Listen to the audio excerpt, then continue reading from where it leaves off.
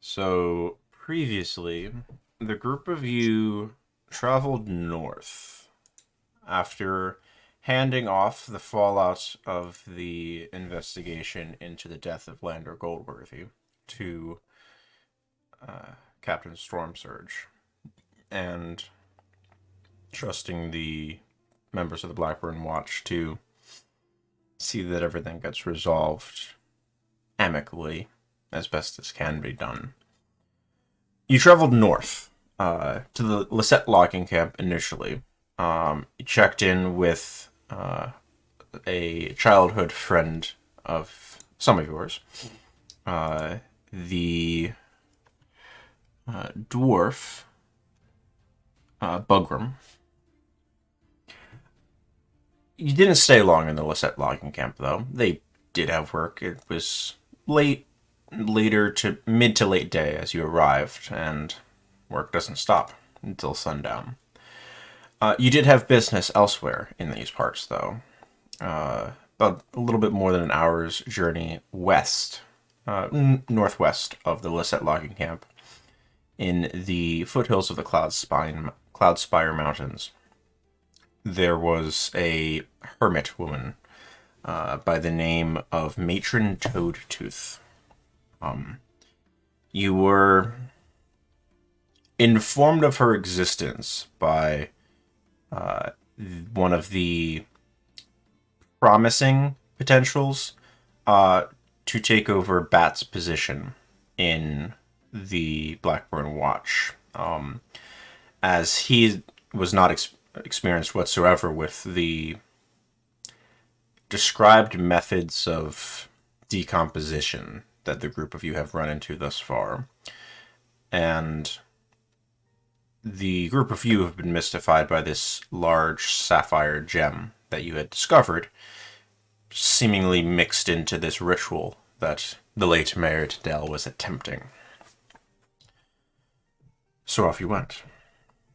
It was told to you that Matron Toadtooth knew a lot of the history of the land, and probably a great much more than anyone in town specifically.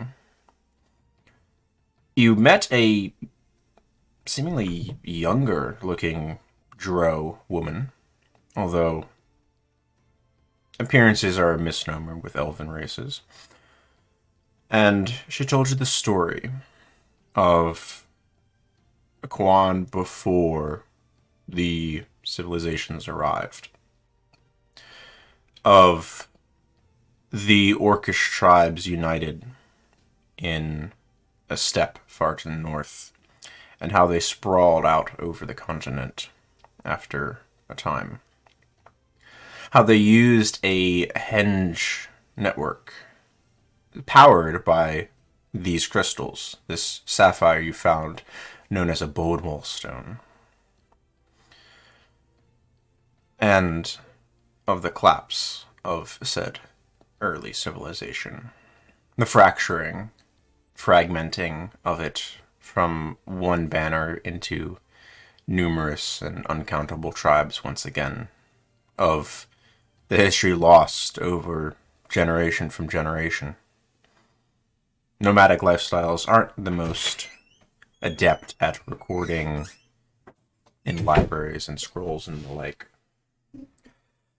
As you traveled a few minutes away from her home to a small clearing, she presented the group of you to one of these such henges, set in a way that there's a small divot that the Bodemol stone might be able to fit into.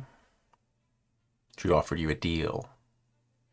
A deal where, if you placed the Bodemol stone in this henge, she would look into trying to find others for you.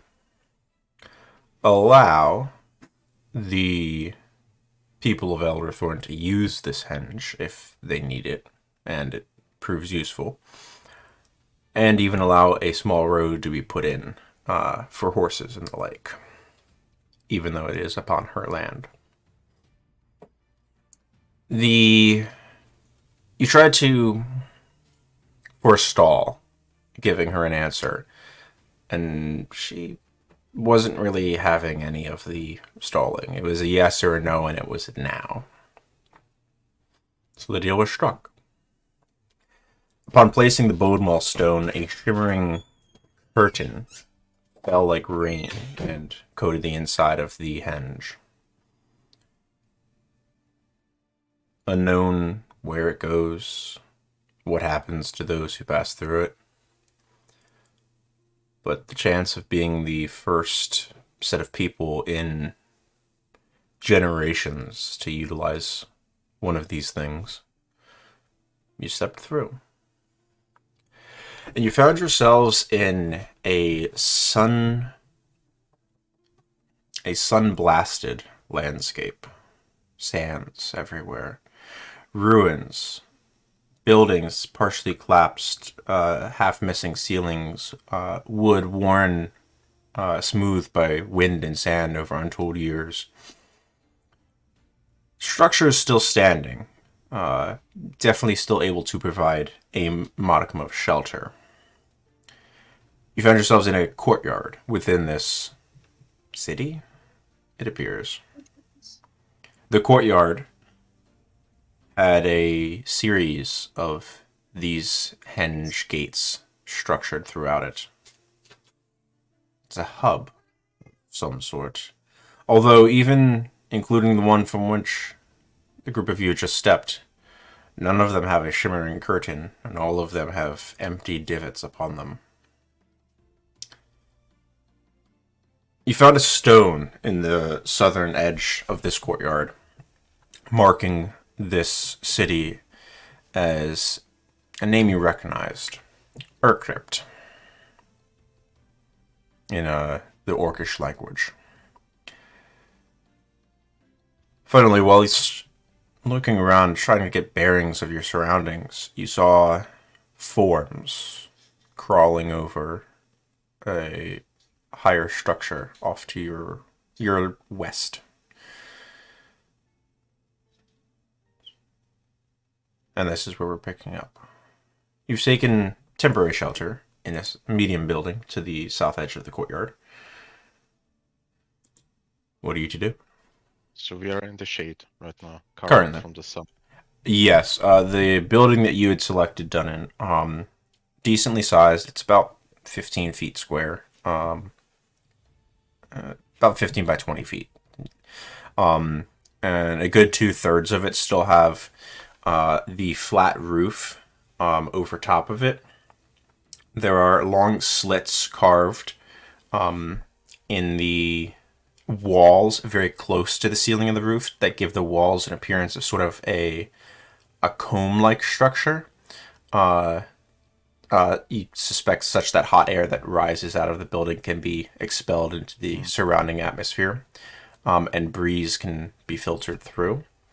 There are exposed beams still running the entire length of the roof, so some of the beams are exposed, but some of the stone and clay that they had held up in the 1/3 that's missing has collapsed away to the floor beneath that you stepped over as you went in. But you are now in the shade out of the sun and out of sight of whatever those creatures were. Out of potential sight. Can you describe the creatures one more time? Of course. That's the only thing. So, they appeared, you saw them at a distance, about 200-300 feet.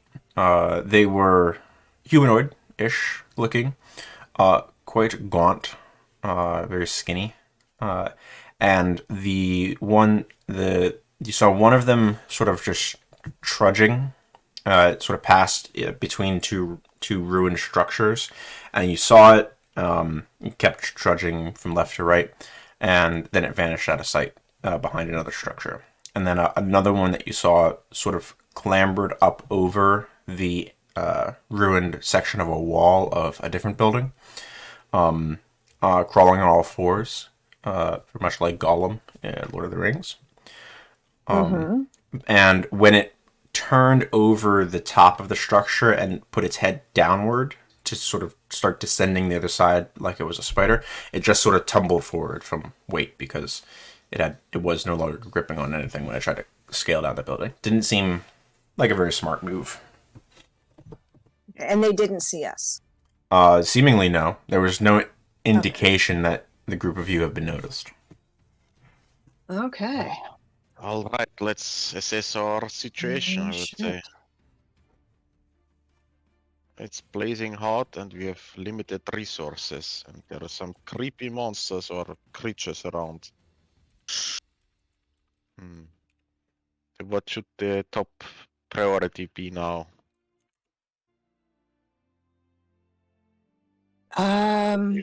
Probably some water? Because we're gonna Water? dry out pretty soon if this heat continues. Water and maybe making contact just because they look creepy doesn't mean they're creepy. Doesn't mean that they're an enemy. We need to figure out a way to contact those, I'm going to call, for lack of a better word, people. And Yeah, see what we can figure out. that's a great point, Ellie. They could be friendly. I mean, look at Dunny here. He's hideous, but friendly. Who's hideous? Oh, nothing. Yeah, so, food, water, shelter. I think those are all important. Getting a lay of the land. And a plan to find the stones. Any stone. We have to find any stone to get back, or at least to continue. Because I don't think we're gonna get back to Elderthorn pretty soon. What about you, No. Eolus? You're still quiet there. Any ideas? It's very hot, and I'm sick of being this tired. Oh, no shit. Well, I think that we need to focus on survival. yeah, that's Yeah. top priority is water and food. And shelter. Shelter. What's the time of the day currently? Can I make it out? Is it Make me a nature check. day? Oh, boy.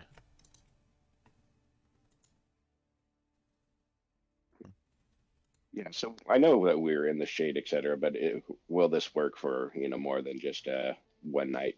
Where you're currently place? at? Yeah. I mean, it's better than out in the courtyard, you suspect. Sure. Dun, you do have a level of exhaustion, so you have disadvantage. Oh, shit, yeah. There's that. Right. Is anyone trained in Arcana? In the meantime, Dunnan. I mean, you can't quite tell. You knew it was late afternoon when you're speaking with Toadtooth. You figure maybe 5 p.m. Ballpark. You know it's a rough estimate, though. Best guess is it's late afternoon, and we should probably travel when the sun is a little bit lower. Otherwise, we're gonna get scorched, I think. I mean, there is I then the agree. risk of that we don't see as much, but well, better than that getting scorched within my armor. I am trained in the Arcana, so Okay. we all have a level of exhaustion, correct? Correct. Yeah. Okay, I just wanted to verify. How's the disadvantage on Yonda? It's still pretty good. So Willem, as Aeolus is sort of talking about this, you connect the course of events in your head. You gather that going through that portal from Matron Toadtooth's Grove to here was particularly physically taxing upon each of your forms. Mechanically, going through it causes a level of exhaustion. So you know that they can't be used to hop back and forth over and over again. Might be dangerous. Traversing such great distance, even magically, is tough on your form.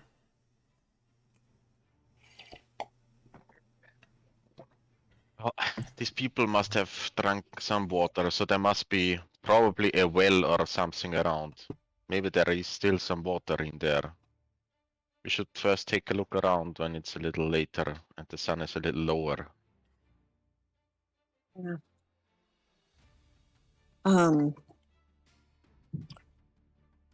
Does this place that we're in have any signs of habitation?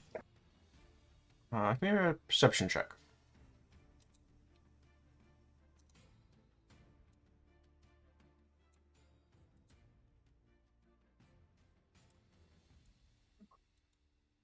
And you're also at disadvantage, hello rest. Oh boy. One more time. I still have 13. Taking a glance around the space that you're currently in, there appears to be some broken pots in one corner. As you sort of dig around a little bit in the sand that's sort of been blown into this space through the open and broken away door frame that you had stepped through, and the hole in the ceiling, you find what appears to be the frames of what looks to be shelving of some sort. It looks like at one point maybe this one might have been a shop or a storehouse of some type.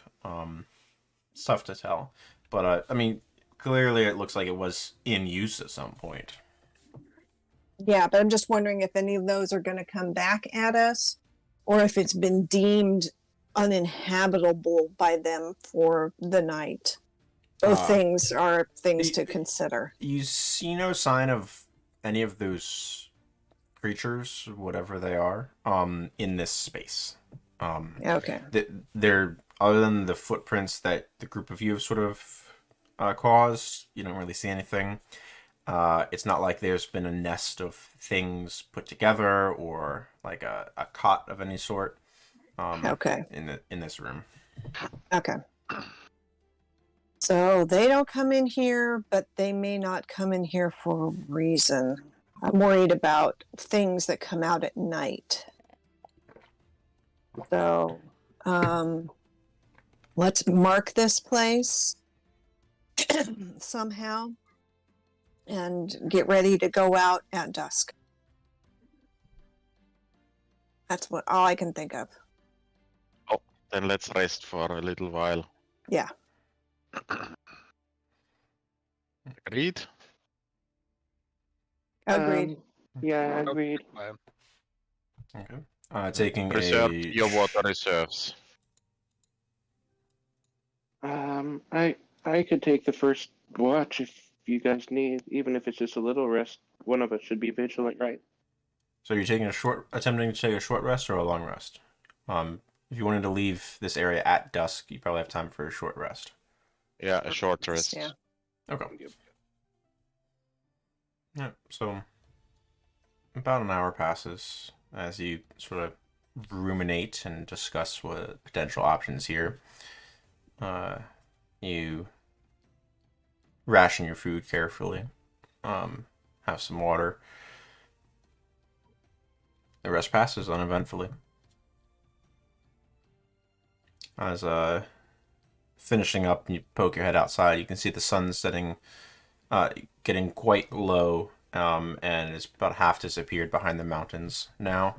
Yeah, you probably have maybe another half hour of actual light, after which you'll probably have an hour of the sky being lightened, but you'll be in the shade of the mountains by that point. Well, guys, gather your things. Let's move out. Over the Sounds short good. rest, Aeolus would have put his armor back on. Noted. Okay. Did it get I'll cooler rest as well. air? Noticeably, pardon me. Okay. Yeah, there might be a colder night also. All right. Like, it's comfortable now, but the sun's still sort of shining.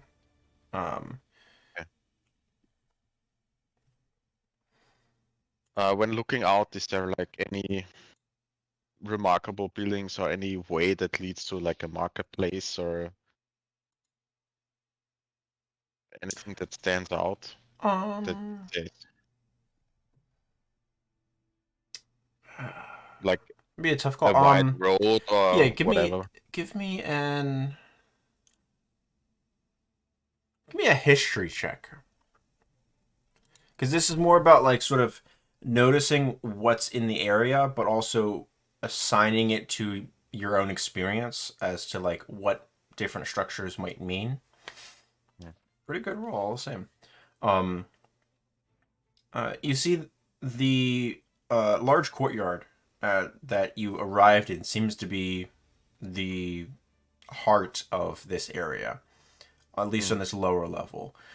You do see to the left of as you exit, which is west, there is a path that leads up towards the raised plateau that you saw previously. It's sort of a wide road, about 10 feet, give or take. That's at a slight slant, like a 6-degree incline. Not very much, but it's headed up in that direction. That seems to be the most main structure, and it's. Are you walking around the courtyard as you're doing this? Yeah, just going back where we came and like look around and decide where to go. Okay. It is fairly straight. A fairly straight shot. Also, it doesn't twist and turn or curve or anything. It's just a road up towards the where the plateau is. Let's start over there and maybe we'll see a little bit more and get a layout of all the whole city. And then I will probably lead the way. Okay.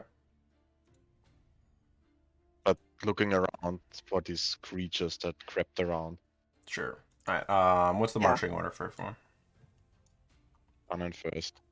All right, done first. Per normal. Hellrast will be last. And the rest would be last. I will file in behind Hanan. All right. And Willem Will. in between. Sounds good. The inside of a sandwich. All right.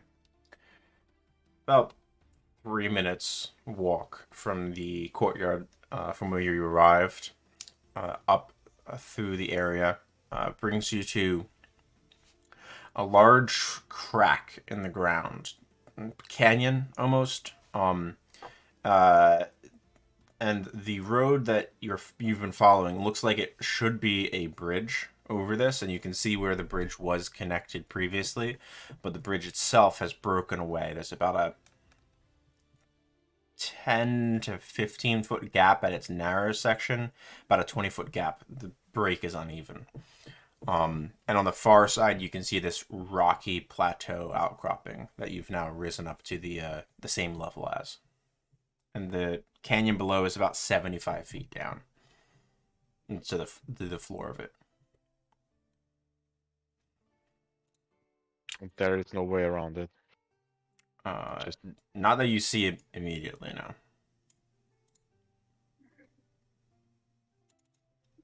Roll, by the way. Woo. Does anybody have mage hand? I have 2 hands.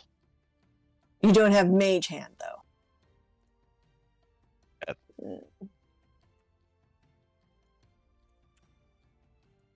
That's, I think, the only one that would have something close to it would be either Siegfried or Willem. Does not have it, so. Oh. When looking down the canyon or whatever, do we see anything? Or is it pitch black? It's dark in the canyon, as it's already shaded. Like, you can see the sign of rocks and stuff, and you can see the remnants of the bridge sort of piled down below as you sort of lean out over the edge slightly. How Nothing seems unexpected. without the bridge, how wide is the canyon? The double check on that. Some sections are maybe 40 feet wide. Some sections are closer to 30 feet. And you do see like the plateau on the far side. There are structures that are in similar repair to the ones that are behind you and around you currently. But and this is the plateau where you saw the creatures moving around previously. Okay. So the creatures are on this side of the on that side on the of far side. Yeah. On the far side. Okay. Hillarest would like to cast augury to see whether or not we should even cross. So okay, so the augury question is Cross or don't cross. no. So is crossing a good idea, Right. or is crossing safe, or is crossing unsafe? Like, Is crossing a good idea? okay, sounds good. So you pull out your bones that you used to cast the augury spell, shake them, whisper some words over them, and let them fall where they may.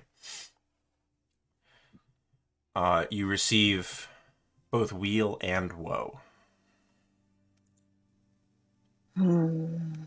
What does the bones say? They say it's a good idea and a bad idea. So it's up to us Great. whether or not we want to do it. Well, I want to get across, but the question is, how do we get across? Okay, I well, have an idea. yeah, me too. But let's hear Okay, yours you go first. first in case mine's crazy. No, you go first. Ladies Um, first, Celebres, you go first. Okay. My idea is to attach a rope to me around my waist or something like that and lower me low enough that I can start swinging and swing up, eventually push myself and swing up onto the other side and then tie that rope off, and at least we've got something. So a little bit of a pendulum thing, but I don't I think I can do it. ropes we have would be strong enough. No, Okay. I think Willem would have the best shot because he's the lightest. But what's your idea, Willem? Yeah, well, I know we're in a new scary place and want to conserve our resources, but maybe I can just, magically step over there and you could throw the rope to me and I could try to secure it to something. That Okay. sounds like a sound You have idea. Misty Step? Well, if you want to call it that, I guess. I just know if I concentrate really hard on being over there and, don't want to be here anymore, I can kind of take a step about 30 or so feet away. Oh. Sounds better than my idea. And are you able to take anyone with this method? I've never tried, but I don't think so. It is just Misty Step. Yeah. Well, it's the best shot we have. Yeah. Looking at the other side, is there any way to tie a rope to fasten it? On the far side of the bridge, there are large square lodestone columns that seem to maybe be for weight or for building the structure out from there. They're about 5 foot wide on each side, but seem sturdy enough that anything that size is not going to have any issue bearing a lot of weight. So, let me get this straight. Willem's going to essentially teleport to the other side with the rope, or one end of the rope. We're going to tie it off and then hit me our way across on a rope. Yeah. Yes, as long as you have no other plans or ideas. That's our best shot, I guess. I just And want to Willem, hear it out loud for myself. you're sure that the rope isn't gonna cut itself off from you when you're magically disappear and appear on the other side? Well, We're gonna toss I it to don't- him. yeah, I didn't know, so I figured you could just throw it to me and hopefully I could catch it. But worst Yeah. case scenario, if I don't catch it the first time and you're holding on, we can just throw it over and over until I get it. So it should be fine. Well, let's throw it. Since I'm the strongest, I'm gonna do that, and you will hopefully appear on the other side. Yeah, like this. All right. Just toss a little. I don't know why I'm getting Shadow Blade. Fuck mornings.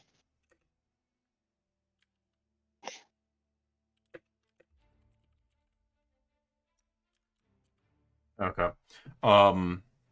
Cast Misty Step. You appear on the far side of the bridge, about halfway along. You can come up to the edge. Dunnan, make an athletics check, please. All right, With Willem, disadvantage. on 3. 3.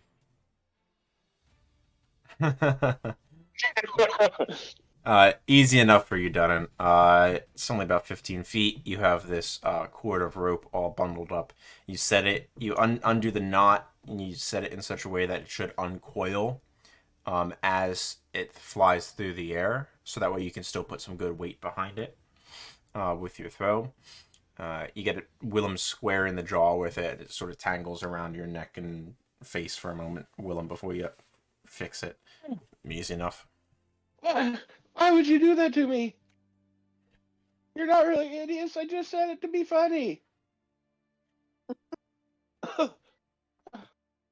Okay.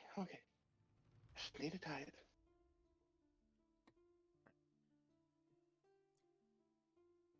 And then would give my best attempt at tying things off. Sure. You need me to roll for that? Nah, you're good. Tie the rope off. Dunnan pounds a piton into the stone structure on this side. You have a fairly taut rope across the bridge. Or lack of bridge.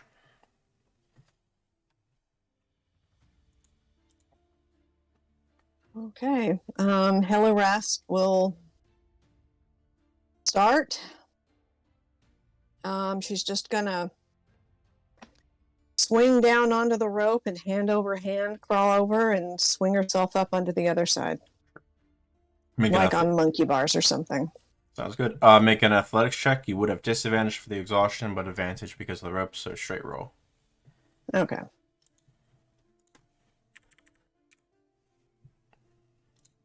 And Willem, I whispered something to you.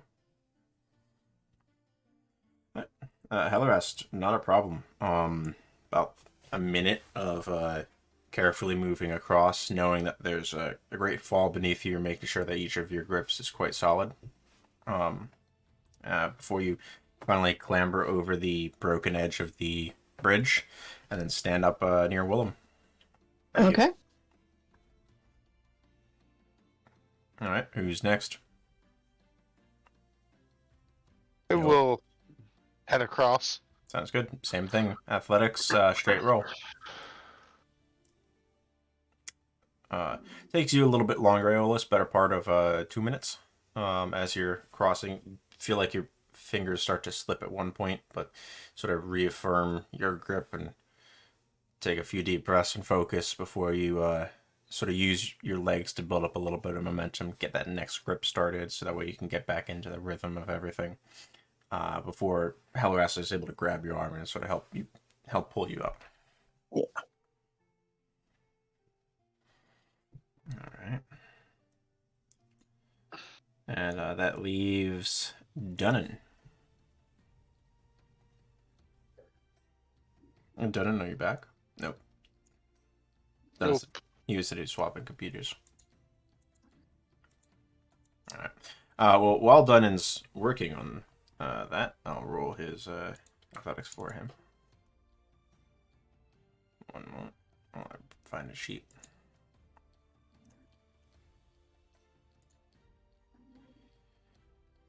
13, even with, or as the regular roll, pardon me. Dunnan, likewise, needs to get his feet and legs into the momentum a little bit, but thankfully doesn't lose anything as he's going across. As he's clambering up, Willem, you as the person that's the furthest away from the rope, making space for your companions, you hear a stone clattering down off one of the walls nearby you. What do you do?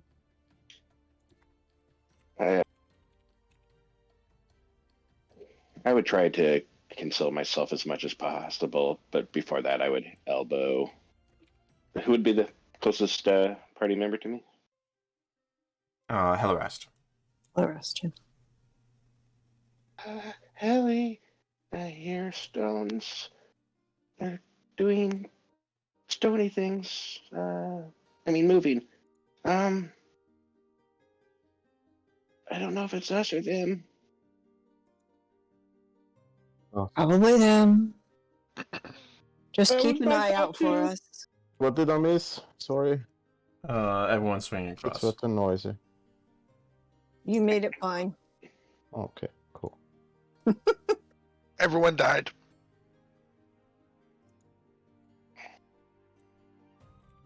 But there was a sound of a stone falling behind us on the new side, and it freaked Willem out, just a tidge.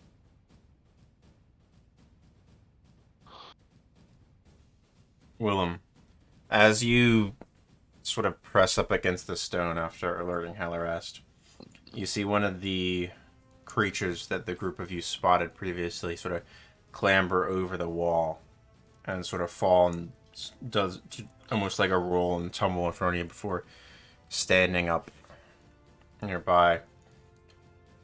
You're all met with a rather putrid looking sight. As the creature gets up, the joints move in ways that shouldn't be possible. The elbows bend backwards and there's cracking of bones. Looks friendly, like Hellerast. greenish, leathery looking skin that's pockmarked and torn and exposed bone in places. I'm gonna move you to map, and I need you guys to roll into initiative. Initiative is also of disadvantage, right? Yep.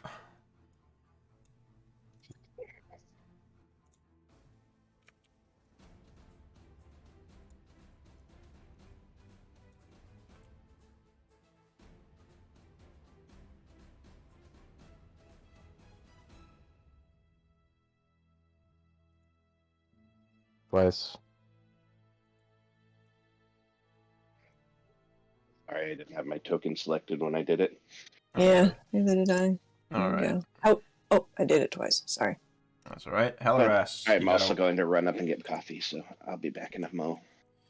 Hellerast got 3.14. Yep. Dunnan got 15.12. Okay. Aeolus got 10.11. All right. And Willem got 15. I need one more roll from you, Willem. He ran away to go get coffee. Oh my god. All right, I got it. That's right, he got a 6. I was just about to do it. I was just getting up. All good. Okay. So top of the order, Hellerast. You see this clearly undead thing. This looks like a walking corpse, sort of tumble, fall, and get up, and you hear the bones cracking as the jaw hangs open. You see the remnants of one cracked sort of tusk sitting in its jaw. What do you do? I'm gonna pull my Spirit Fire short bow or Spellfire short bow Nice. and take a stab at it. Take a stab with the bow? Well, no, like shoot the Spellfire arrow. Okay, so you're going to burn a spell slot. First or second level spell slot. First level. Okay. See how tough they are. And the bow counts that as 1 plus the level of the spell you use, so it's a second level magic missile. Okay. Let me pull up your sheet. I don't recall. Did we set up an attack roll for this? Yes. Fantastic. Go ahead and throw the spellfire short bow. I think it's your bottom attack. Perfect. Yes, there it is. All right, so that's 4 bolts at 2 damage each as they impact into the thing, one after another. You see parts of its flesh sort of get blown away and disintegrated by the force. There's a few craters, one in its stomach, one in its sternum. There's a nice little clean bite, like a miniature shark took something out of one of its biceps. It's still sort of standing and shambling. Looks like it's sort of sizing up the group of you and about to start lumbering forward. Didn't go down. Okay. Now, before we move forward as well, Hillarast, there is some dynamic landing walls on this map. The group of you will not be able to move through. They are set, though, that you can see through them to be indicative of crumbling ruins. So you can still sort of see through gaps of some spaces, you just can't move through them. So if your token can't move through it, you can't move through it. But you can still see through, which means you still have line of sight. You can still have line of effect for spells and ranged weapon attacks and things like that. Okay. Sounds good. Hillarast is going to grab Willem's arm and kind of pull him back a little bit. And I'm just going to step right to here. Okay. Sounds good. That brings us to Dunnan. Again, they aren't that kind. Perfect. So he will step through. Magic doesn't work, apparently. I mean, And it definitely did damage. Like it It doesn't- did damage, but it doesn't stop them enough to... I think we're just going to have to cut these things in half so that they can't really move towards us. the perfect dwarf for that job. And he will just unsheath his axe and will look at it and bulge his arms and will cast Boop. Divine Favor. Ooh, nice. So that's As a a bonus bonus action. action. Actually, 1d4 radiant damage. Solid. That'll Will work. step forth It's and good. try to hit. Concentration for you. Go for it. Yeah, attack roll. Ooh, you can toggle off the disadvantage for now. Also, Okay. exhaustion doesn't. And the one- One level of exhaustion doesn't affect your attack rolls. Geez. Yeah, 11, 12, 13, 17 points with 4 of it being radiant. Not a problem. You just step forward, your glowing axe, bringing it down on the head and slice through the head cleanly before your axe cuts through the side of the jaw as it sort of impacts the base of the skull, goes out of its form, and then you catch the clavicle and take a whole shoulder off as well with your blow. Thing drops down, unmoving. That wasn't so hard. Next. You still have... No. No, Can't no, move. that's all your movement. Okay. Bonus action, movement. Yeah, good expenditure. That brings us to them.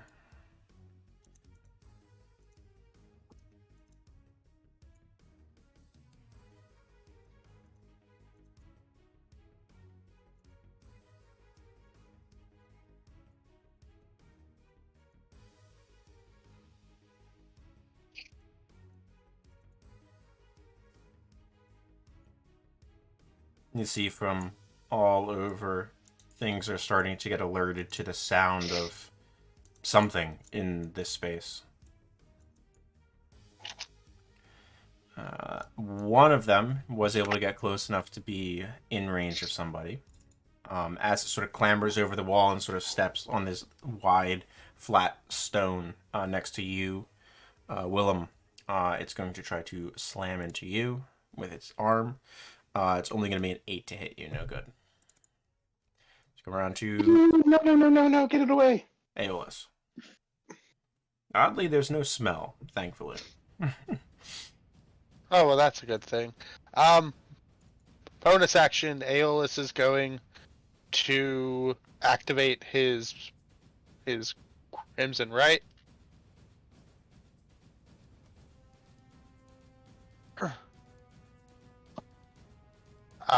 And then he's going to, I'm going to, 10, 15, I'll move up to here and unsheath the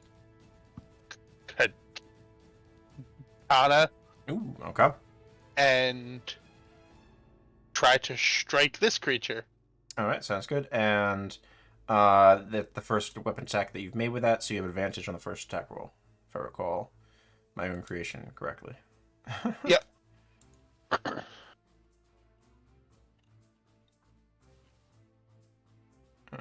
Yep.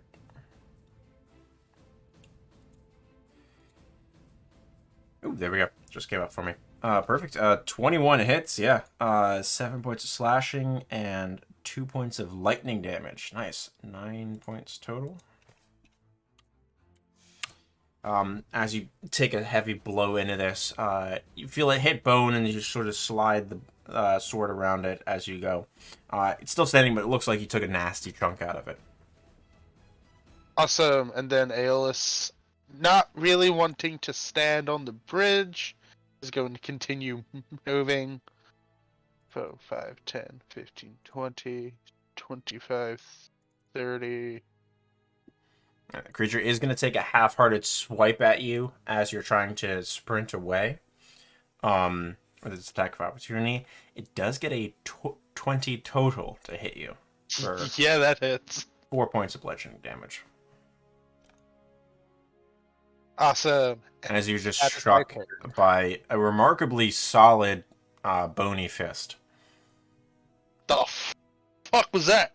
All right. That'll bring us around to Willem.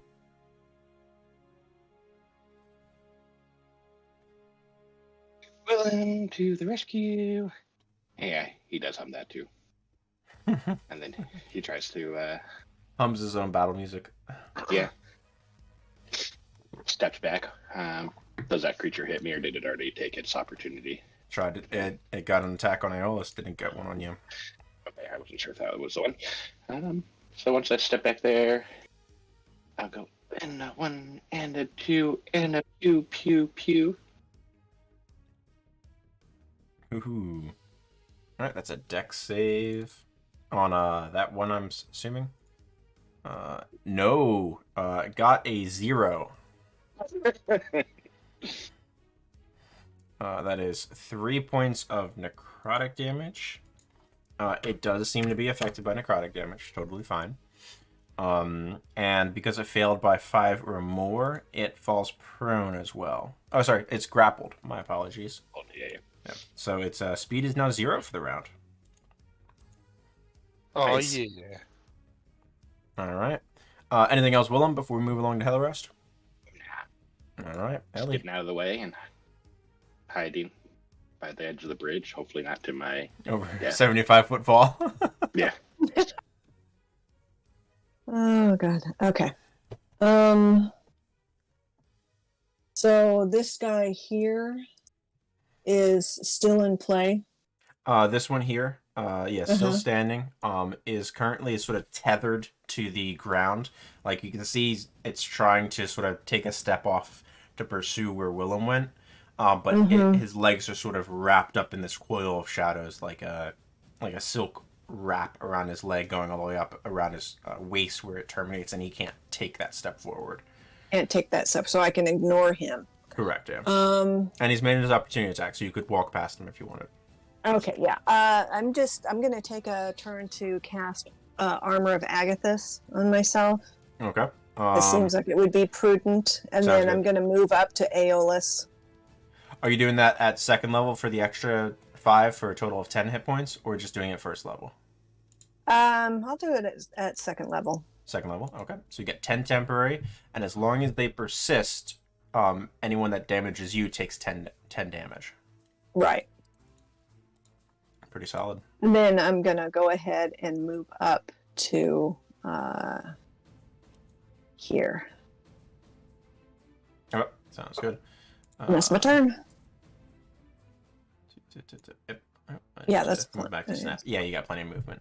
Yeah, because you can step over the this pad. That's the big square stones that the rope's tied to. Just going around to Dunnan. Then I will move over to the one that Olas hit and will shout over. At least finish the job! And will try to strike. Yeah, the go one in for it. front of me. Yeah, it's grappled, not an advantage, but it's not really that quick from what you can see. Go for the attack roll. Yeah, that's a hit.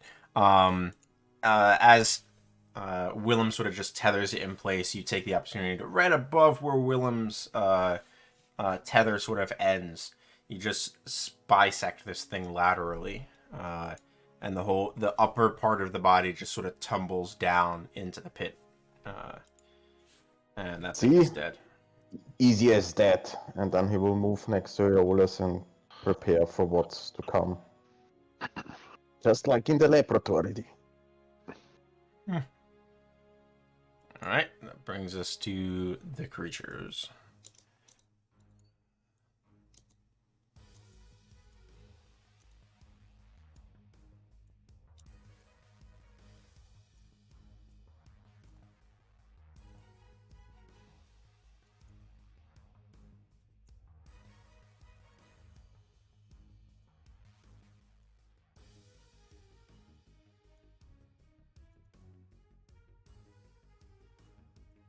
All right. One more got in range. This one's going after you, Denon. That is a 9 to hit you. Nope. No Just good. Against the armor. You can see that as it sort of clatters, you can see that the din of this combat and you guys shouting to each other is drawing quite a bit of attention from around the space, and more of them are starting to swarm in, getting closer and closer. We come around to Aeolus. Alrighty. Seeing the one sneak past, Aeolus is going to spin around on in. And Risk an opportunity attack, firstly. Yeah. 16 to hit you. That's a hit. 2 points of bludgeoning damage. And Aeolus is going to cast, or he's going to use his blood maledict and is going to do blood curse of the binding on this one. Okay, and that's a bonus action? Yes. Nice, okay. Strength saving throw. Cool, yeah. No, that's a natural 1. Does not pass. Reduced to 0. And are you amplifying? Yep. Yes. Alright. So it lasts for a minute. Okay. And repeats the saving throw. Nice. So it's also effectively grappled. And then Aeolus is going to strike. Ooh, yeah, 18's a hit. Easy. 14 points of damage total. One of the arms just is lobbed off entirely and just sort of tumbles. And then as it sort of impacts the ground, you can see the dark veins of your curse sort of churning through it, and the hand isn't moving. It's just sort of locked in place like rigor mortis. Awesome. And that is my turn. That brings us to Willem.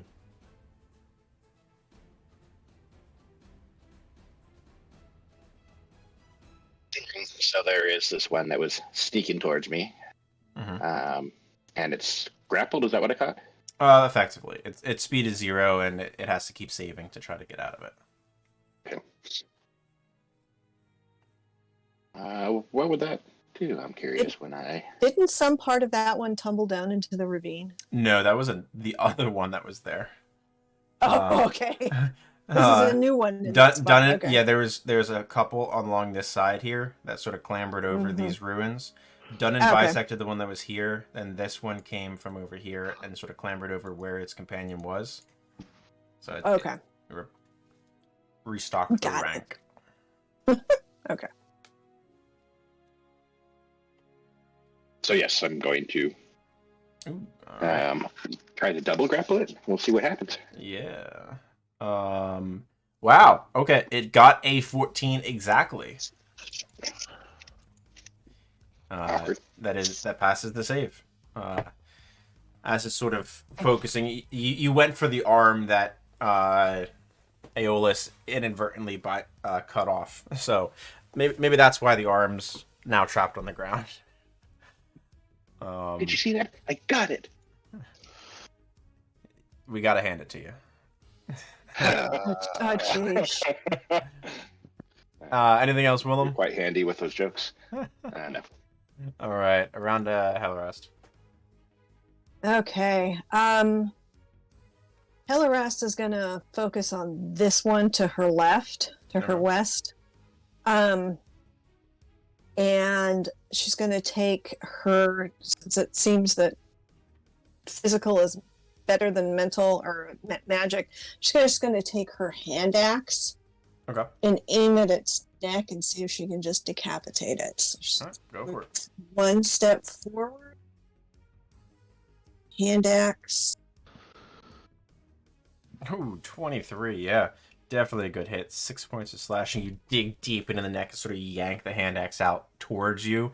You feel the snapping of the clavicle as you do, and the creature's head sort of like lolls sideways a little bit. The mouth falls open. But it doesn't go down. Okay. Definitely dealt damage, though. Anything with your Okay. bonus action? You bring in I'm your just companion? gonna kick it. I'm just gonna do a kick to see if I can just knock it down, right about belly button level.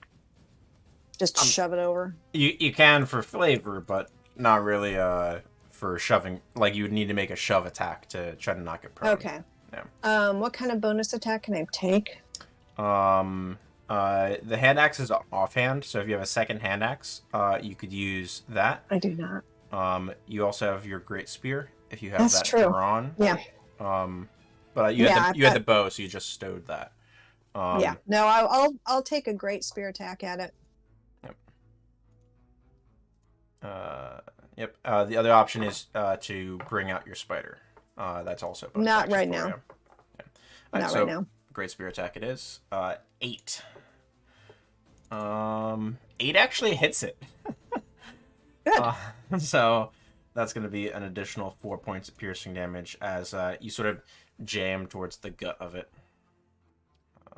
Sorry, 1 point. Because you engage in 2-weapon fighting, you don't get your modifier in the second one. There you go. But still damage. That brings us around to Dunnan.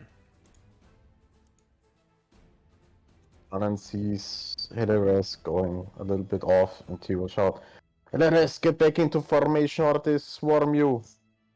And he will attack the one who tried to attack him. Sure, go for it. 13 hits. Jeez. 19 points of damage. That is enough to drop that thing. Dunnan is 3 for 3 as these things just sort of rush up towards you. You're taking them off easily. This is like a morning routine for you. And I will take a step closer to here. Just Okay. one step. And tell Hellerest to get back, or there's more coming. That's it. That brings us to them. Alright.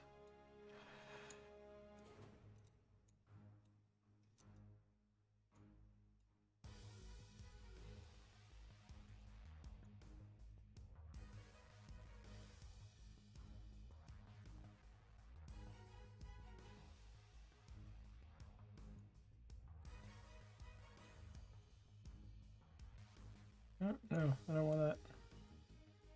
I want the token.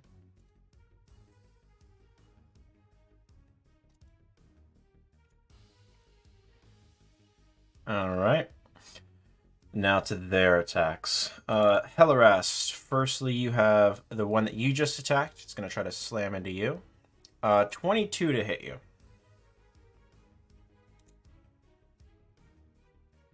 Hellerest? Sorry. Yeah, that hits. Alright, you But he take... does get that 10 points of damage from the armor of Agathis. So. Nice. You take 2 points of bludgeoning to the armor of Agathis, temporary hit points, and it takes 10 back in retribution. The other one that's between you and Dunnan is also going after you. Gets a 6 to hit you, though. No good. All right. Right. And then one attack on Aeolus, as it's the only thing within reach. Aeolus, 15 to hit you. Yeah, that hits. 2 more points of bludgeoning damage. It's just sort of wearing into you. That's all 3 attacks, and that brings us to you, Aeolus. Alright, Aeolus is going to try to end this creature. Let's see how this goes. 13 hits for 13 points of damage. Nice. And the... Ooh. As you take the blade through and sort of carve out a huge section of its torso, from the one where you had cut off the one arm, you take an even greater semicircle out of its body to the point that it looks like it should not be standing. You're pretty sure you got part of its spine, if the spine's where it should be. For some reason, it is just still standing, held together by whatever caused its reanimation. It is barely still up. Aeolus's eyes narrow as he just growls. Did it make its save? For the binding. Yes. No, it failed. Got 3. Okay. Thank you. All right, and Aeolus is just going to spin around and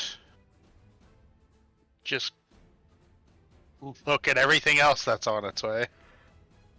Nope. And A lot more I will appeared say- since you turned your back previously. Yeah. As we come around to Willem. Watching your friends starting to get surrounded. What are you doing, Willem? There's lots of these ugly guys. I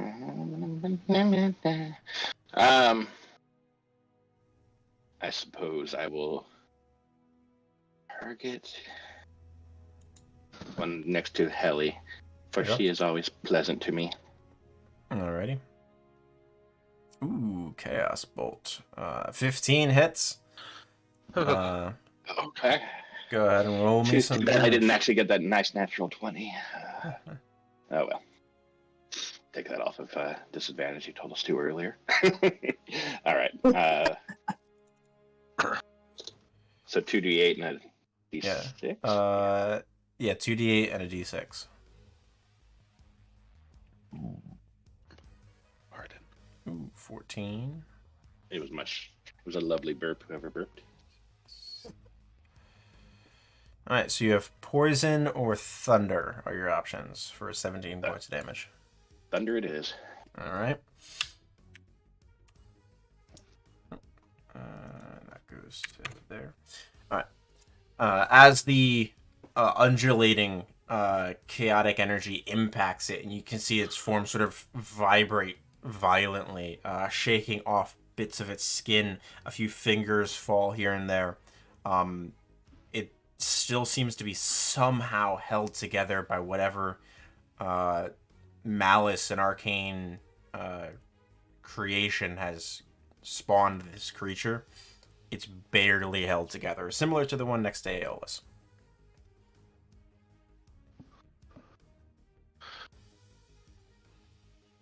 These things are hardy. No. They seem to have a surprising fortitude as we come around to... sorry, Willem, anything else for your turn? There's still this one too close for my liking, so I'll stay over here and pray that nobody comes to push me off the side. That's what I'm here for. So they can Oh. push me off the side. Perfect. Actually, I think I will use my bonus action to give a long-winded speech on how these creatures look just like Dunnan. In fact, I will say, "Oh, I'm sorry, Dunny. I didn't mean to hit you with that magic. My bad. Wait, why are there so many Dunnans here?"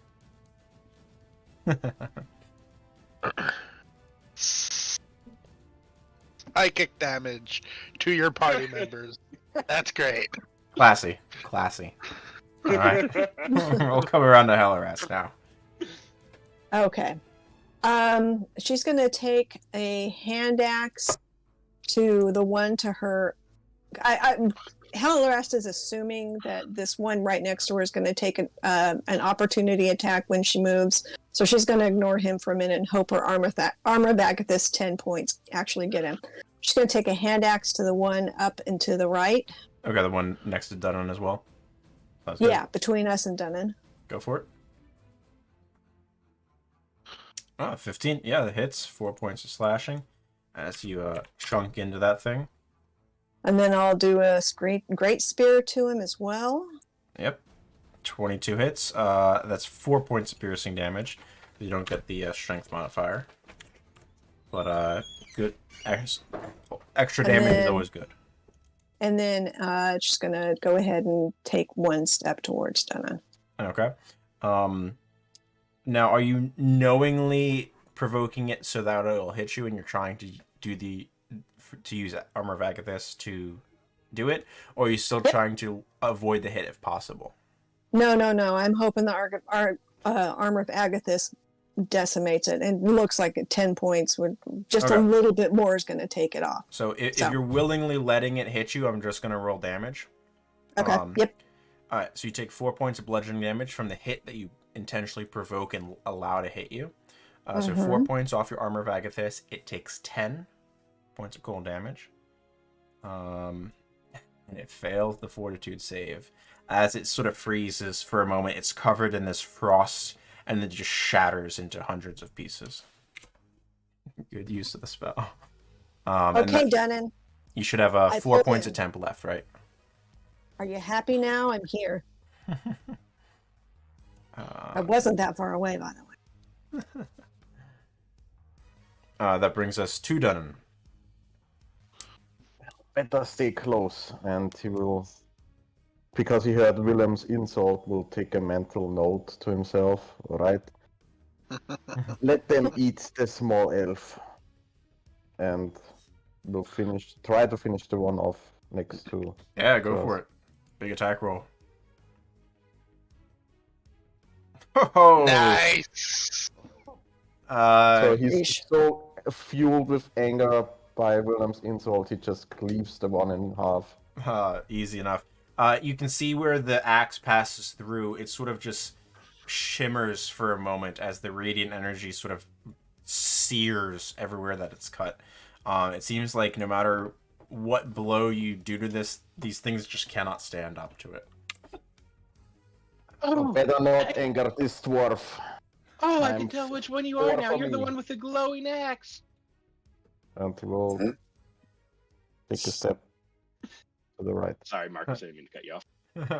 Moving away from Hellrast again. All right. Just getting cover for everybody. Trying to. Do I smell? I imagine most of the party smells who have Smells faith. really bad, yeah. Aeolus is the only one who's actively bathed.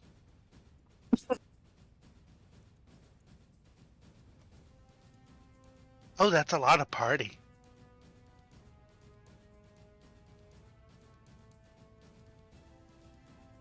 The more the merrier. All right. One of them, the one next to Hellrast, dashed, so it does not get an attack. Okay. One on Hellrast, one on Dunnan from the ones above you. Hellrast, 18 to hit you. Nope. Well, I'm at 18, so. Does hit you then. Okay. 5 points of bludgeoning. I think you have 4 temporary remaining. So Yep. it takes 10 cold. You take 1 point of actual health points, and your Armor of Agathis is gone. It's gone. Yep. That Armor of Agathis for a second level spell, though, did 30 damage. Nice. I love it. And then you take the 1 point there. Right. On Dunnan, second attack. First attack on Dunnan is a 17 to hit you. Against the shield. Nice. You have to do better than that. Second attack's an 11 against you, the one to your to the right. And then one against Aeolus from the south. That is a natural 20 on you, Aeolus. Let's go. 10 points of bludgeoning damage. You're just getting chunked. I'm the only one that's actually gotten hit and a lot of damage done. This is great. Oh, you're just- Harass mutters to herself that you need to get better armor. Aeolus is in rough shape. As we I come have the around same armor as you, Hellerast. Yeah. Yeah, Elras is just stronger, hardier. As we come around to, you've also damaged yourself, Aeolus. Let's be fair. Yes. Twice. I have done like 5 points of damage to myself. Yeah. Alright. The strength save for him does not pass. Awesome. So, seeing Hellerast utilizing 2 weapons, Aeolus is just gonna have a moment of, oh, right, I see, and is going to attack the one to the south Sure, go for it. with his katana.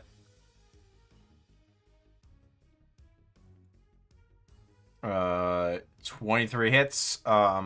Finally, that one is dispatched. It does not pass its save this time. Awesome. It just crumbles into a heap. As your And curse then- fades. And then with his bonus action, I can make an offhand attack with a light weapon as well, right? You It just doesn't use any of the modifiers. No, you need the feat to be able to use a non light weapon in your one hand. Hellerast is using the Great Spear, which has the light property from the Blackburn watch, and a hand axe, Right. which is also light. You have to have 2 light weapons. So does the The katana Katana? is not a light weapon. So it's not okay. without the 2 weapon fighting feat, you have to use double light weapons. All right, cool. The cool, 2 cool. weapon fighting feat would allow one of your weapons to not be light. So that feat would let you do katana plus hand axe. Right. Okay. And That's a feat I have to take now. All right. Yeah, there's a fighting style and there's a feat. One of them applies the modifier. One of them applies the ability to do both things. You can technically also do both of them with a feat because you can take a fighting style as a feat as well. Right. So either way, Alrighty. you could unlock that ability with a feat. Then Aeolus is going to just turn around and is going to take his shield out and put it on his offhand. Noted. Okay. You're low. As we come around to Willem then.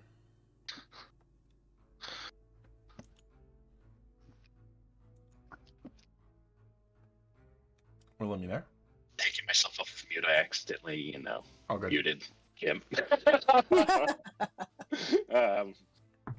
Anyways, sorry about that. Alrighty. There are lots of these baddies. Yeah. That is not a super happy thing. Sorry, I want to check out one spell. I should have been more prepared. I do apologize. No worries. Alright, so 5-foot radius, I would be able to hit all 3 of these. Yeah, so you would pick an apex of the grid. So snaps the corner. So 5-foot radius, like if you picked here, you would hit everything in this 2x2 square. Ooh. Ooh, nice. Okay, so I need 3. Is it con saves? Oof. Yeah. Okay. Fingers So crossed. I know. I'll go clockwise from the top one. Okay, that is a natural 1. That is a 7 and a 21. Yeah, I got them all. I swear. All right. So the 2 to the right take damage. Here's the spell description also. Creature resistant to cold damage. Nope. Neither of them are plants. None of them are plants. They are immune to exhaustion, though. I was just hoping to stack. Oh, I damage on like a that couple of them. spell. Yeah, that's nice. But 24 points of damage for the spell. Not bad at all. Alright. And then half damage to the last one, so 6. Very good damage. On par with Armor of Agathis there, 30 damage. Nice. Anything else, Willem? Staying put there by the edge of the 75-foot drop to your most certain demise? I'll move forward a little bit. So I'm still, over my demise as described there, but less rocky, hopefully. No. Alright, that brings us around to Hellarest.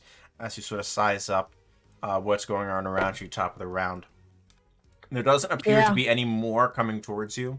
You're not sure if that means nothing more is populated here, or anything else might have been outside of earshot. You're not sure. But there appears to be an end to the wave of this last group that's moving towards you. Okay. Has anything been taken on this one to my left? The one on the left, no. All 3 to the north of Dunnan were just heavily damaged by Willem. But the ones to the left of you, no. They are... Okay.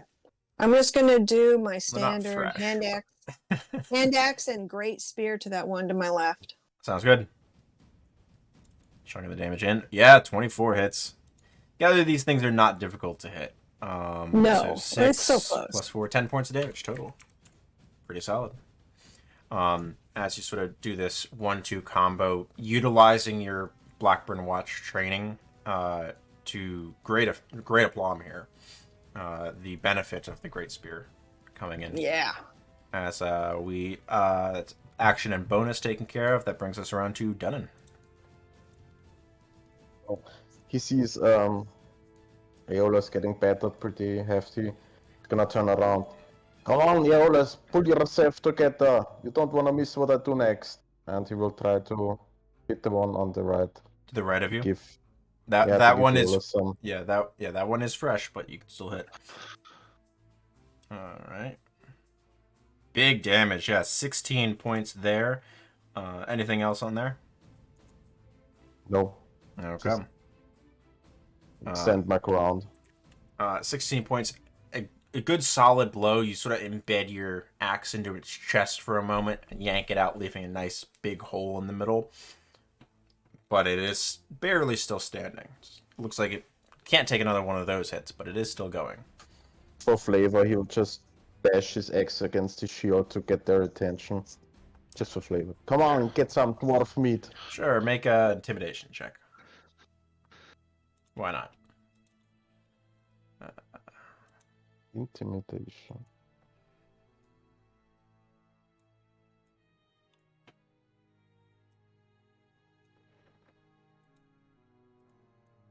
Jesus. Jeez. Oh my god. Oh my god. It's a party! Ooh. Can't stop, won't stop. All right. Creature's paying attention to you, Dunnan, especially after you made an axe-shaped hole in its body. All right. Let's start with I like it. Hellarest. You have 4 attacks coming in at you. All of them are at advantage as they've swarmed around you. First one is a 19 to hit you. Yep. All right. I'll give you damage totals in a moment. Second's a 13. Okay. Nope. Third is a 21, which succeeds. Yep. And a natural 20. Oh my god. So 7 points from the first, 3 points from the second, so 10 total. And then the crit is 13 on top of that.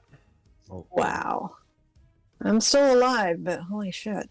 And that's northeast, south, and west around you. 4 attacks on Dunnan. Only one of these is at an advantage. I'll do that one first. 19 to hit you, Dunnan. Yes. All right, 7 points of bludgeoning from that. And I need a concentration 4. check. Yeah, reduced to 4, correct. 1 second. So Constitution saving throw, right? Correct, yeah. DC's going to be 10 on these. I don't think they can deal enough damage in a single blow, even with crit max damage, to get it higher. All All right, so maintain. Next attacks are an 18, an 18, and a natural 1. The 2 18s hit. All right, 3 points reduced to 1, and 6 points reduced to 3. Okay. So 4 points total, and then 2 more con saves for divine favor.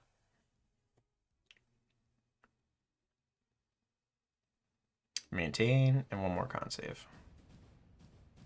Why roll a disadvantage? Just toggled it again.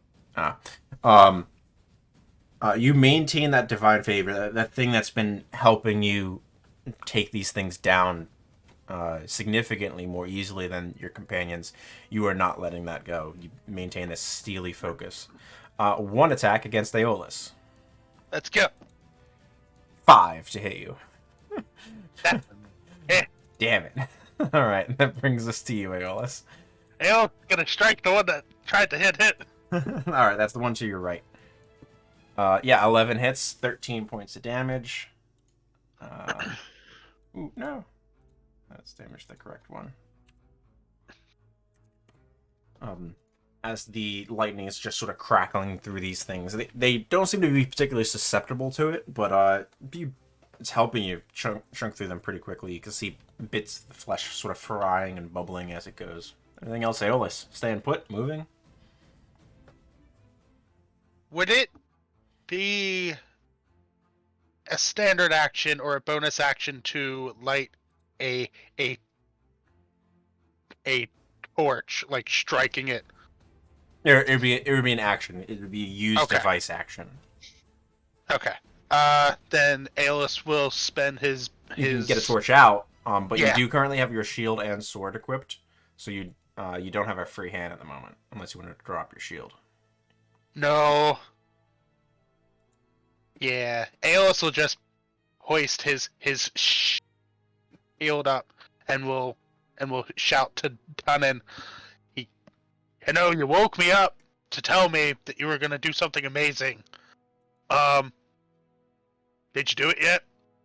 I'm waiting. All Are we right. there yet? Are we there yet? As we come around to Willem, watching your friends get swarmed by these things as you stand back, what will it be? Oh, God, all those dungeons are so hideous. They're all green hopefully- skinned. Hopefully this is the correct one. Bloop.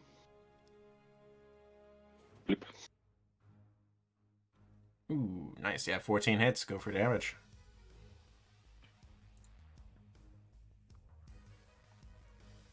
Uh, 10. So you got poison, and 4 is force damage. 16 points of force. Yep. As you sort of focus and coalesce it into this bright energy impacting the thing, you just see the force sort of tear in a circular pattern, and like a grinder just tear through the creature until it dissipates on the far side of it. The creature's gone. It looks like it was put through a meat grinder. Did not pass its save. Awesome. As a bonus action, I can convert sorcery points, correct? Yeah, it's a bonus action to do so. Basically, I just want to see if I can make a spell slot. I guess a second level, just in case. Yeah, I think it's 3 2 points for a sec. Is it 3 for a second? I believe so. Yes. Yeah, that sounds right. Yeah, the first level one always threw me off, where it was 2 points, but 3 for the second. Yeah, So I will do that. I know it's not like the strict 1-to-1 ratio. Nah.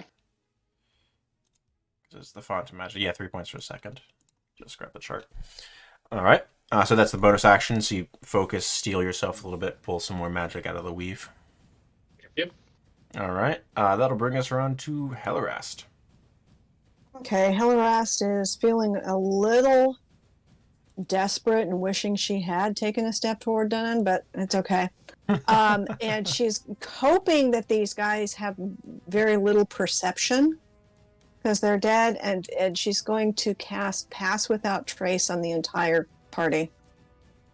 Okay. Now, just so you know, gain the benefit, you would need to make a stealth check, which yet takes an action to do as well. Ah, okay. Mm, So, like, that would be good for not being noticed initially, but, like, as they're swarming around you, you know that they're going to be aware of you. It's not like all of a sudden you're going to become invisible. oh, okay, shit. Never mind that. That's like an exploring or sneaking around type of spell. Okay. I'm just gonna hit the one to the south of her then with her patented double attack. Sounds good. The one to your west was the one that was damaged the most so far. If you wanted to focus, Right, but she wants to get back to her group. okay. The one to So- your right, you would have advantage on for flanking with Dunnan. Oh, okay. I'll hit that one then. All right, sounds good. Go for it. 2 attacks and advantage. And axe and great spear. Yeah, not a lot of room to swing around. And then she's gonna just. I know she's gonna get two. How many? How many? The advantage on the great spear pays off, Mhm. so that is 2 hits for you. Okay. 9 plus 3, 12 points.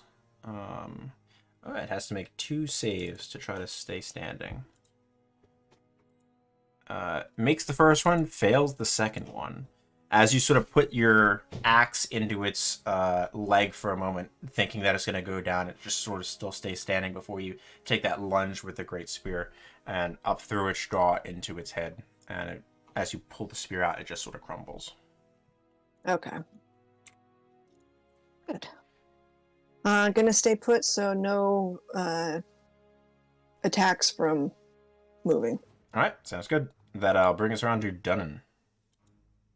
Well, he turns around, looks at Eolus, just grins, smiles, and then stomps very hefty onto the floor with his right foot and lets out the big battle cry as I channel divinity, and do Ooh. conquering presence. Ooh. Each creature of your choice that you can see within 30 feet of you makes a wisdom saving throw. Frightened for 1 minute. Nice. So all zombies have to. So all the zombies and Willem. Aeolus and Willem. And Willem. Alright. What's your DC for this? I think my spell save DC. Yeah, it is your spell save Right. DC. I just need to know what it is. It's 13. 13? Okay.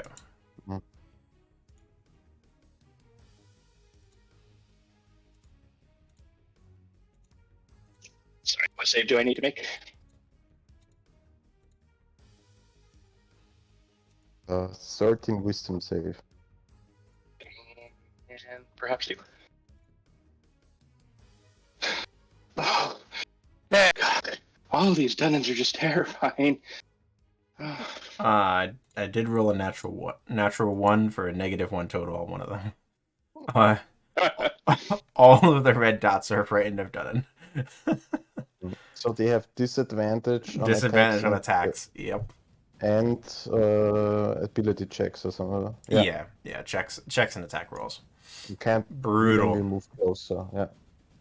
Oh, great Nice. roll. Great use of that. So that's your action to do so, I believe. Yeah. Anything with your Yes. bonus or movement? No. Just Alright. sticking to it. All right. That brings So- us to them. So you stomped on the ground real loud. Is that your thing? I'm gonna make Eolus roll too. In retrospective. Aeolus, right? Nope. All right. Yeah, I just really heavy stomped on the floor. Yeah. All right. One attack, which would be at advantage because it was flanked, then disadvantage cancels that out. So a straight roll against Halaras from the north. 9 does not hit. A 15 from the south of you, Halarast. I don't believe that hits you either. Nope. All right. And then a disadvantage, same situation on Aeolus. Straight roll from the left, 11 to hit, and advantage roll from the right, 13. Oh, man. Nope. Okay. And then 3 disadvantage attack rolls against Dunnan. 16, a 19, and a 12. It's 19. 19 hits. All right, so that's 5 points of bludgeoning reduced to 2 because of Heavy Armor Master. Yes. And a concentration check for your Divine Favor. And then 1 straight roll against you, Dunnan, which is an 11, doesn't hit. And you maintain that Divine Favor. I have to roll their continued saves for fear, but that brings us to Aeolus's turn. Awesome. Aeolus is just gonna work on the one to his right. 2 of them shake off the fear effect. Unfortunately, both of the ones are next to Helrast. The one to your right, destroyed, annihilated Aeolus. And your fury at done in trying to intimidate you as well. You just cleanly make a thrust with the katana through its head and just twist. You hear the crunching and squelching as you yank it back out. Awesome. And Aeolus is going to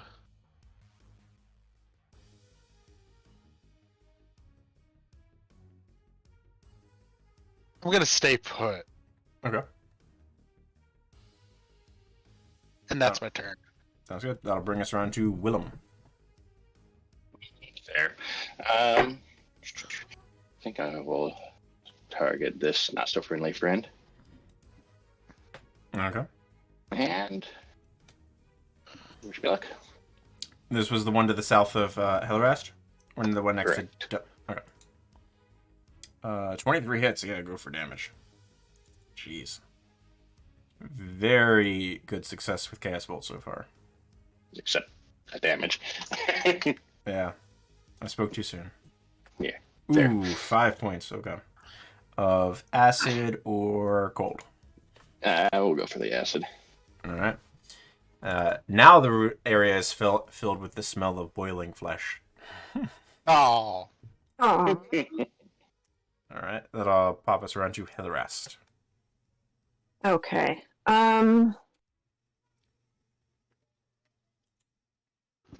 What would the effect be different on doing the Spellfire short bow at point blank No, range? it's a spell. That's a spell. Yeah, so there's no penalty for doing so. It's not like you're making a ranged attack roll. Like, if you were making an attack roll, it would be a disadvantage if you have an enemy within 5 feet of you. Like, if you were firing a regular arrow. But if you're burning a spell, like, the way that the magic works is you're conjuring magical arrows using your spell slots. So Right. there's no attack roll. It's magic missile. Okay. So you could totally do it at point blank range. Now, keep in mind you can direct those arrows at different targets as well if you wanted. Okay. Like Yeah, the one to the she's south gonna of do you that. looks okay. But the ones to the north look. The one directly north of you looks basically fresh, but the red dot to your north top right looks about half dead. Well, half undead. Half defeated. Half gone. There we go. Yeah. Um, So you could split it up if you wanted. Okay. Helrast is going to take a step toward Dunnan, Okay. Yeah. Not And breaking she's any gonna- opportunity attacks there. Good move. and then going to go ahead and fire 2 to the one to the north and 2 to the south. So kind of like trying to get rid of these 2 on the end. All right. Sounds good. So that's going to be a first level spell. So you get 4 darts. Okay. Yes. All right. So we'll reduce your first level slots by 1. Ooh, nice. Roll max damage. So that was There we go. the weaker one to the top north of you and the weaker one to the south of you, right? Yeah. Okay. So one at the top takes 10 points total in instances of 5 and 5. The one at the south does the same. That's slightly further away, like bottom left. That does trigger saves for both of them. Which they both fail. Got a 7 and a 3. As you release the magic and sort of just aim up for a moment, knowing that the arrows are going to find their targets, they rain back down and just pierce sections of the thing. and before they collapse to the ground. Okay. Nice. All right. Anything else, Alarast? Bonus action, I'll just go ahead and hit this one to the south of me with my hand axe. You use an action for the Spellfire Shortbow, which isn't an attack action. Okay. So you can't do 2-weapon fighting at the same time. Okay. So, bonus. Bonus, you could stow your bow and draw one of your weapons again if you wanted. Yeah. That's what I'll do. Sounds good. I'll grab my hand axe. All right. Brings us to Dunnan. Which one of those looks like the most hurt? Or The one to the About north to of you, the one left. that's not feared. okay, then no, he doesn't bother with them, so he's gonna go for the one South. on the left. Sounds good. Yeah, try to finish that door north. Go for it. Oh, yeah, 14 points. With the radiant damage in there as well. Good heavy hit, but it is still standing. Martin's balls, yeah, sturdy. Yeah. That's it. They came from hardy dead body stock as we come around to them. That's stuck. All right. 2 attacks on Helrast. An 8 and a 10. No good. Nope. 1 attack on Dunnan at straight roll 12. Nope. 1 disadvantage change to straight roll because there's a diagonal. 17 Dunnan. Nope. Darn. And then 1 full disadvantage cancels the 18, turns it to a 6. I think that misses. No, sir. Nice. And then their saves against your frightened effect. 1 shakes off your frightened. And that brings us to Aeolus. Else gonna spin around and attack the one to his left. Hiya! Yeah. Up. Alright. And that forces a save there. No, does not pass. Got a 12 total. That one, with the upward swing, you cleanly chop into, and the 2 halves of the body just sort of one slides forward towards you and one slides back away. Like the worst type of fruit ninja ever. I love it. And Aeolus is going to take a 5-foot step over to give Helrast some room. Okay. That brings And us to that is Will. my turn. Brings us to Willem.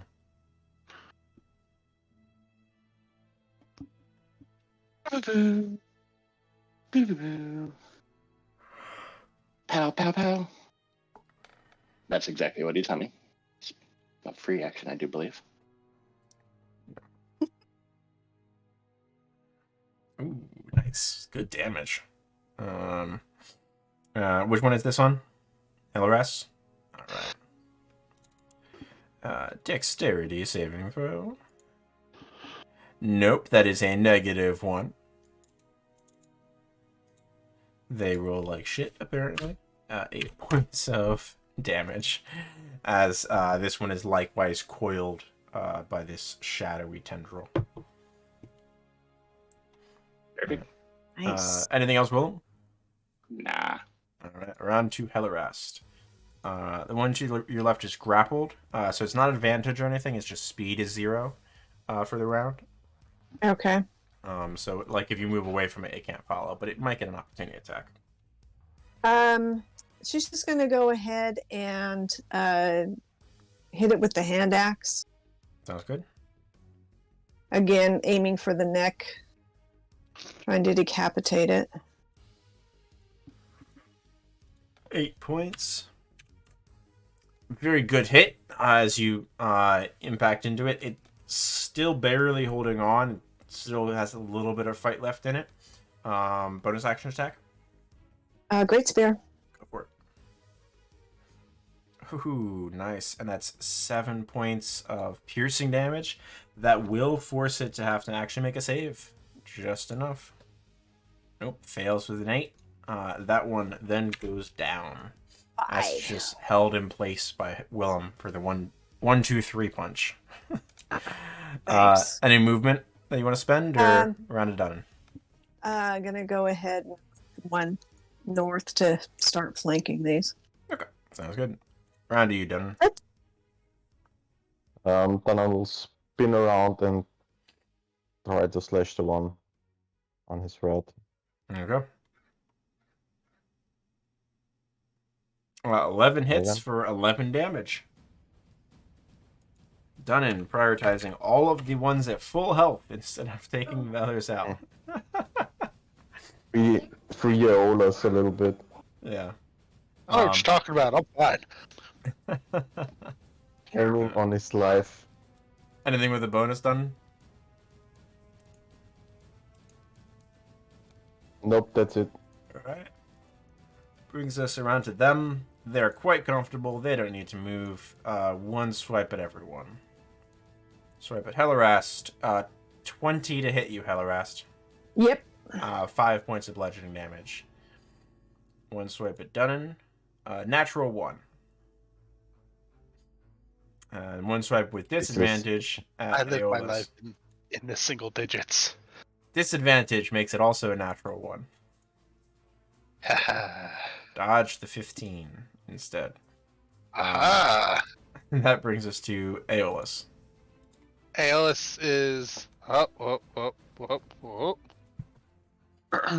Aeolus is going to attack the one that is straight ahead, and is going to look over to Hellerast and shout out, "Are you okay over there?" It does save against the fear, thank you, Dunn. Hang on. 11 points of damage total. My bar isn't showing my health. I've got 6. Shows me his full health, but hell no. I don't know why it's not taking it. It's showing it for me. Yeah, Mine you says may have 36 to- out of 36 here.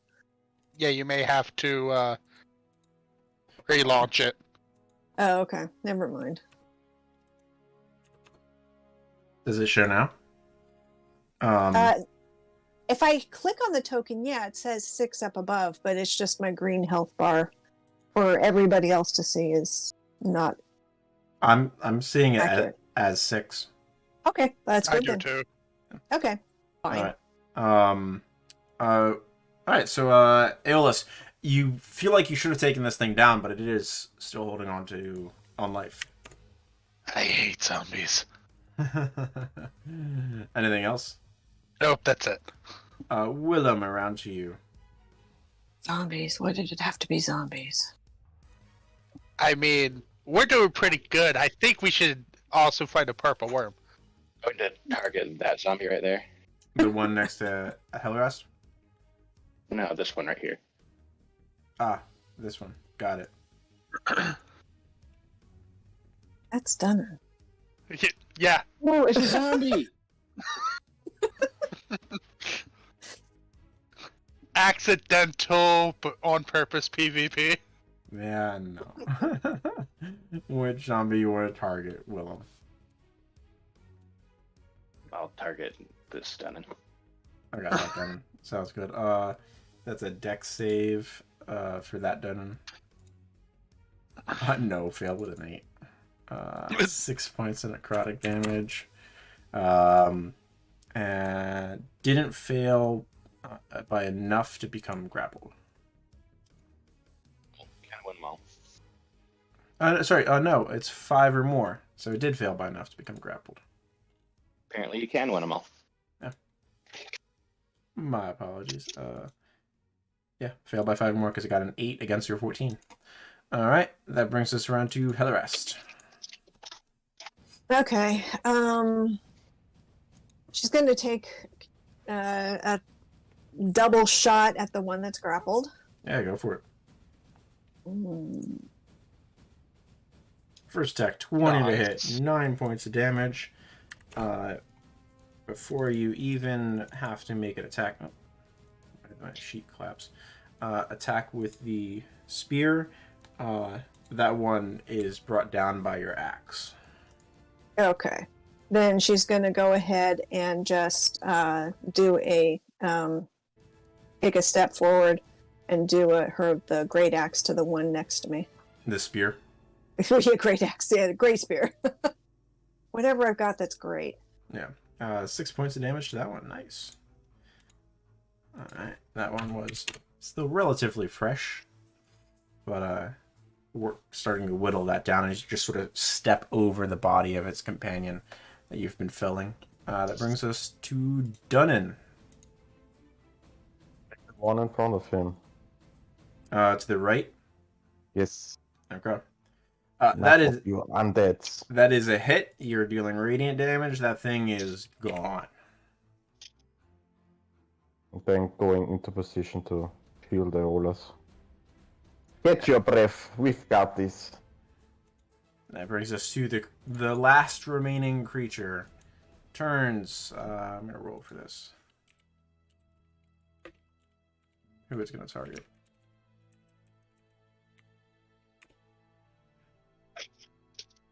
Alright. Dunnan. It is a 21 to hit you. Yes, sir. 6 points of bludgeoning, reduced to 3. I need a concentration check for divine favor. Not an issue for you as we come around to Aeolus. Aeolus is going to just grunt at Tanin and is going to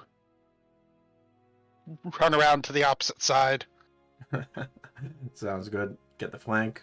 You have advantage on the attack roll. You needed it. Yeah. 10 points of damage total. It is still barely holding on. And that is my turn. As we come around to Willem. What do I be?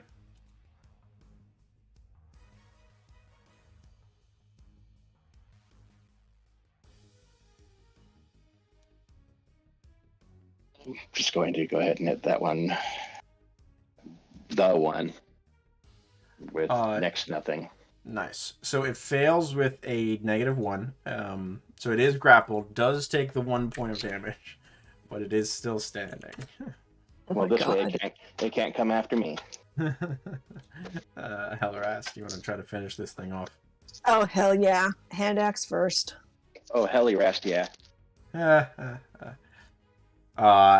The spear not needed, Hellerast. You just have a satisfying thunk as the hand axe, you just sink into it in between the eyes, breaking through bone and cartilage as you yank it out, and the only thing you realize holding it up at that point was your own strength. As that last body crumples.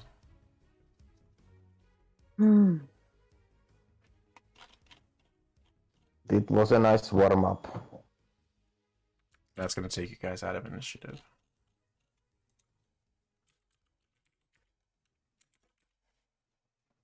Is it alright if we take our mid-session break here? Yes.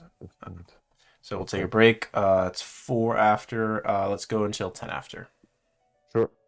Aeolus, how much health do you have? Fine. 5? We'll do No, healing. no. We'll do healing and stuff when we get back. Okay, sounds good. You guys do damage?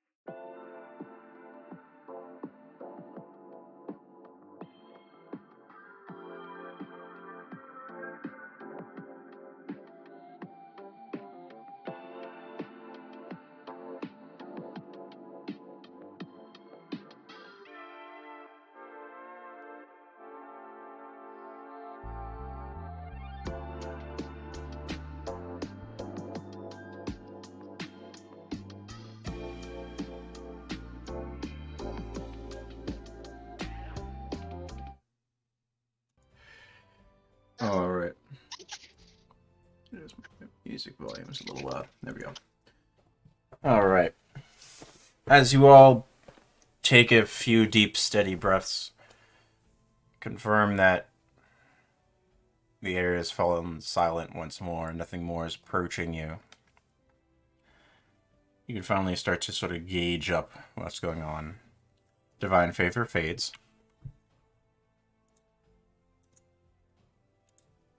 All right. Aeolus looks fucked up. Come on. You got this. And I'll tap him and give him 14 points of lay on hands. Ooh. It's just a flesh wound. I don't have any flesh.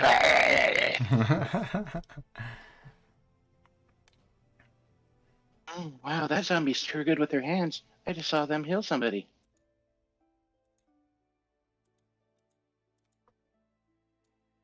Would go over and poke the zombie. Say, wow, how'd this one get so friendly? Hellerest. Just turn around, give him a headbutt. Oh, That's one step too far. You had your oh, fun. it's you, Dunnan. It must have just been all the zombie splatters from how good you are with that axe. Oh, that's all the guts, and I'll just dust himself off from the zombie guts he has on his armor.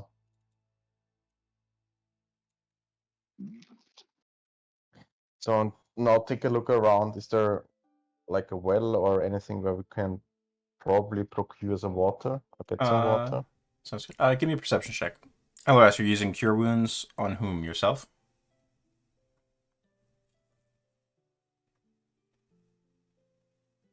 I would hope so.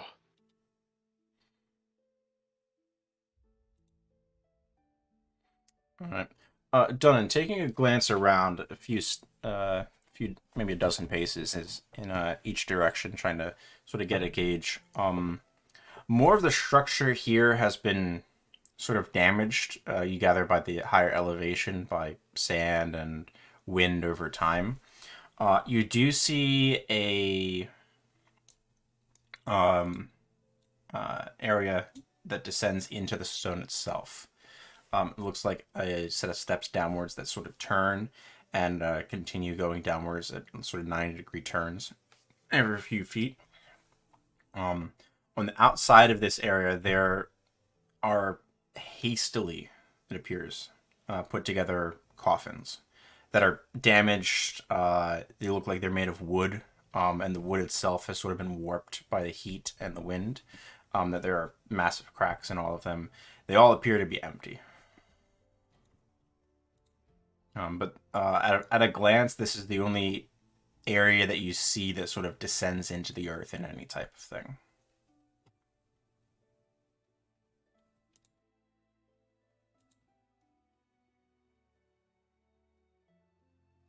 Steps descend down somewhere? Correct. Okay. Yeah. They descend. They descend about 10 feet, and then they turn to clockwise, and they descend another 10 feet, and then you can, if you stand near the entrance, you can see they then keep going in a corkscrew pattern down. I found an entrance to some, I don't know, temple or something underground. At least we're safe from the sun. And might get some rest. Probably find some water too. I don't know. Probably might encounter some more zombies. I'm pretty sure they are also unfriendly towards us. So better prepare yourselves. Yeah, probably zombies. It would just be our luck. But you're right, it could be a real good place. LRS, if you're speaking, you're muted. Whoops, yeah, no. Telerast will follow over to Dunnan and take a peek. Yeah. She's Right. going to go ahead and look, take more than a passing glance in each of these coffins as well, just in case. Sure. There's something interesting in there. Give me an investigation check, please. Disadvantage because you have exhaustion, but still. There we go. Taking a glance, the construction is shoddy. These look like they were put together with scraps from maybe beams, bits of door. The woods don't even match up. Some of them are some boards are painted, some are not. This looks like a rushed job to put together some coffins. It throws you off. Within the coffins themselves, you find very little. There's a thin layer of sand in each of them, has been blown in by the winds over an untold amount of time. But they are empty. Okay.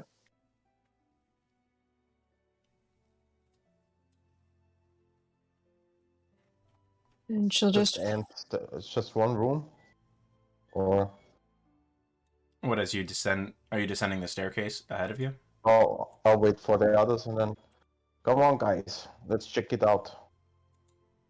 Before we head down, Aeolus will drink his mutagen. Okay. Which one is this one?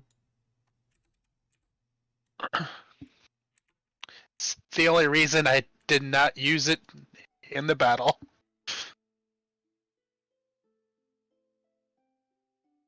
Disadvantage. Okay, sounds good. As you descend into the darkness, are any of you lighting torches? Yes. Okay, so Dunnan has a torch. One hand an axe and one hand the torch. Okay, so no shield. Telerast on has Cool. dark vision, so no. There we go. Danny, I could probably hold the torch for you. That way you can, protect better with your shieldy thing. Oh, be my guest. And he will hand over the torch. But hold it up high so we can see. Don't wanna venture into some traps or I don't know whatever is down there. Yeah, I got you. I might joke around with you and, the time's appropriate, but it's scary in here, so let's do it right.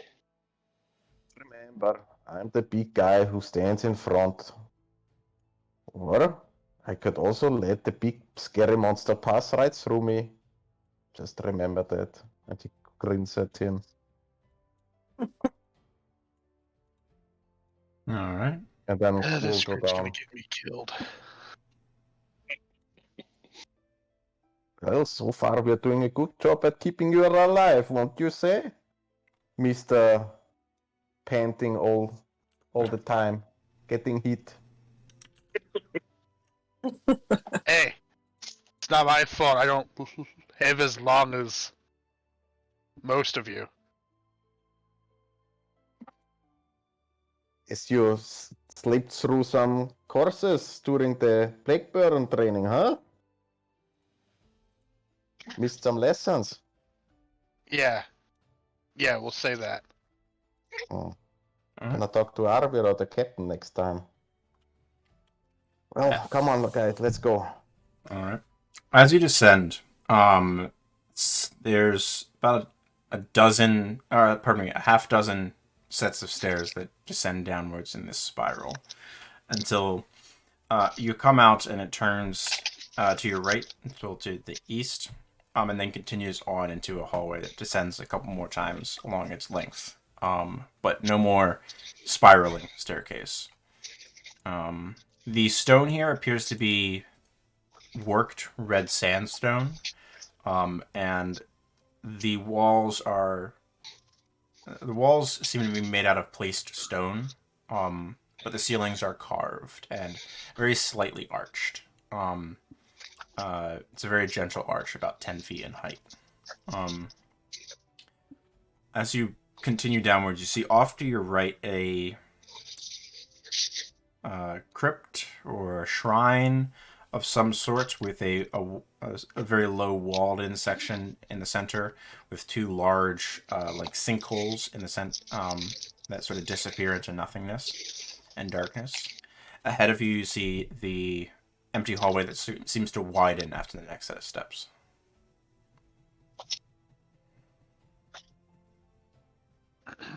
Is there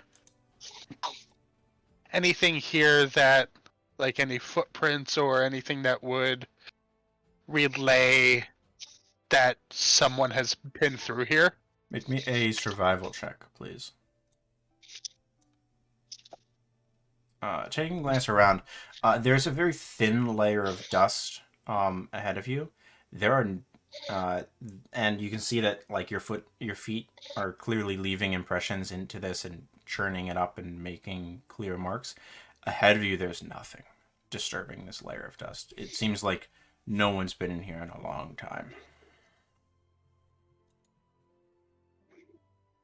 Well, thankfully, it seems like we're the only ones that have made our way into here in quite a bit.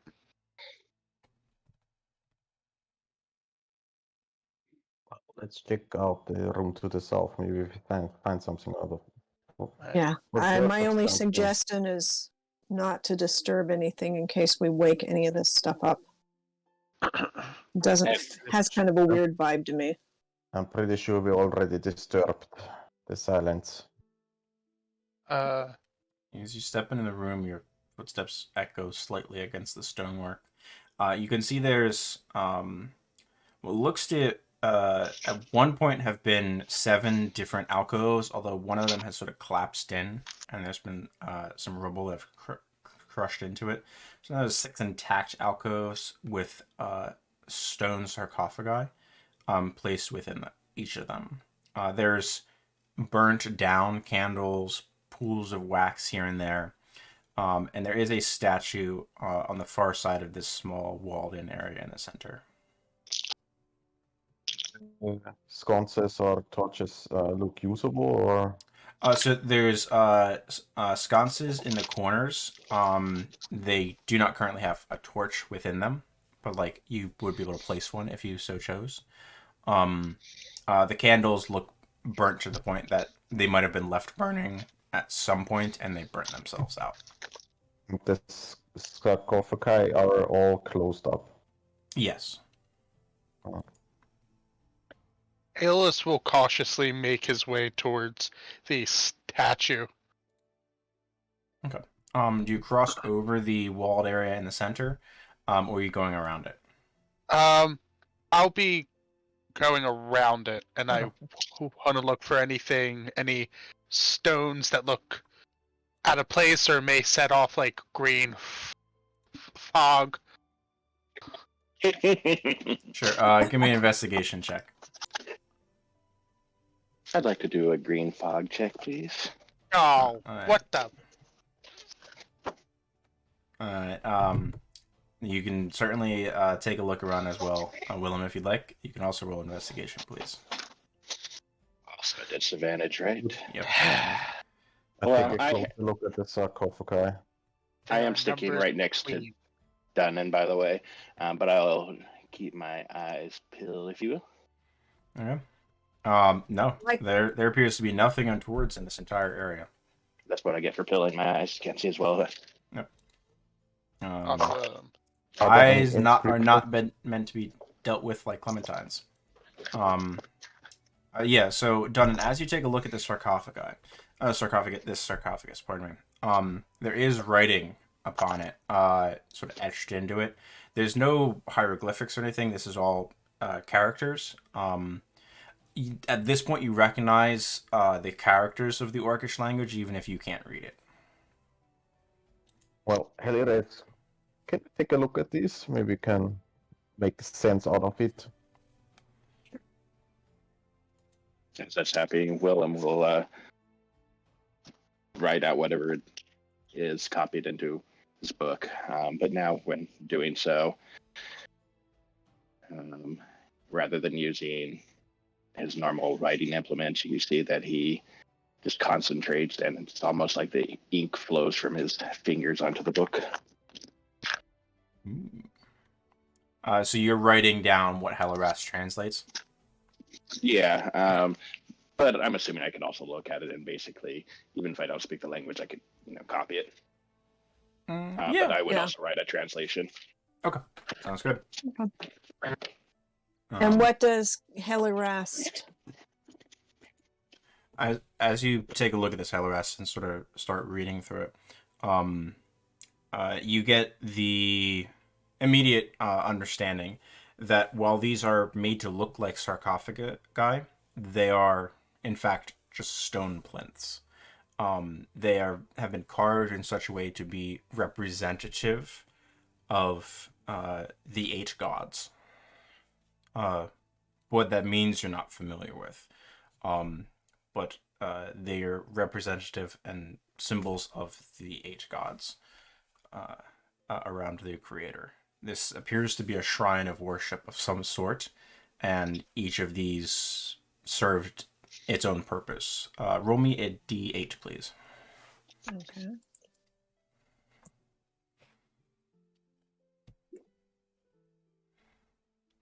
The one that you're currently reading through describes the joys of creation, of creativity, of drawing, writing, inventing, and creating new things out of nothing. And it seems like this is an offering space for that one of the 8. Okay. I will Can report all that. serve? What? I'm going to suggest that we be very respectful here, simply because we don't know how much power is still here, and I just think it would be a good idea to not be idiots in here, okay? And I'm saying this specifically to you guys. Yeah, you who did. You just did everything with divine favor. So don't knock it till you try them it. really hard. That's what I do. I don't know what you're talking about. Mhm. And you need to be more careful. Yeah, I did the right thing so far, didn't I? Protected us from the zombies. So. Oh, yeah, that's a fair point. Of course, but Yeah, why are you lecturing him, Helly? I'm That's not not nice. lecturing him. I'm telling all of us. Oh, Be careful. my mistake. So All of us, be careful. Also, talking to ALS, you be careful. Yeah. So what's up with the statue, Olas? The statue itself that you're looking at, Aeolus, that seems to be presiding over this sort of square of space, has no writing beneath it. Is it a statue of like a humanoid? It's humanoid, although quite strong looking, powerful tusks. You recognize the form of an orc. Although it's carved with a kind expression. Stern, but still gentle. Whoever the sculptor was did a magnificent job. This is very well carved and stands about 9 feet tall. The ceiling here is about 15 feet, so it's quite imposing in this space. Hilarast will look at it and say, kind of looks like Gagron.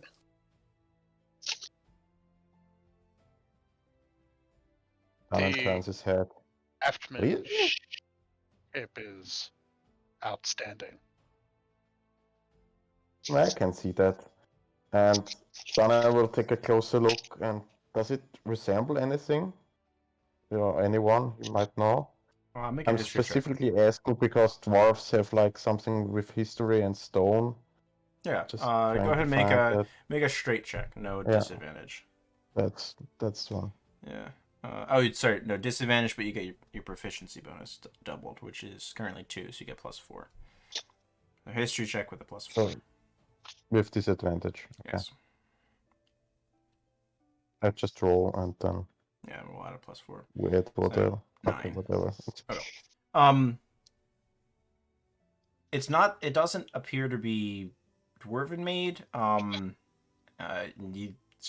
But the craftsmanship is akin to something that you would expect a dwarf to make in worship of someone like Moradin. But you're not familiar with who this is made, and it doesn't really jog your memory like if it's made to resemble any particular orc that you've met.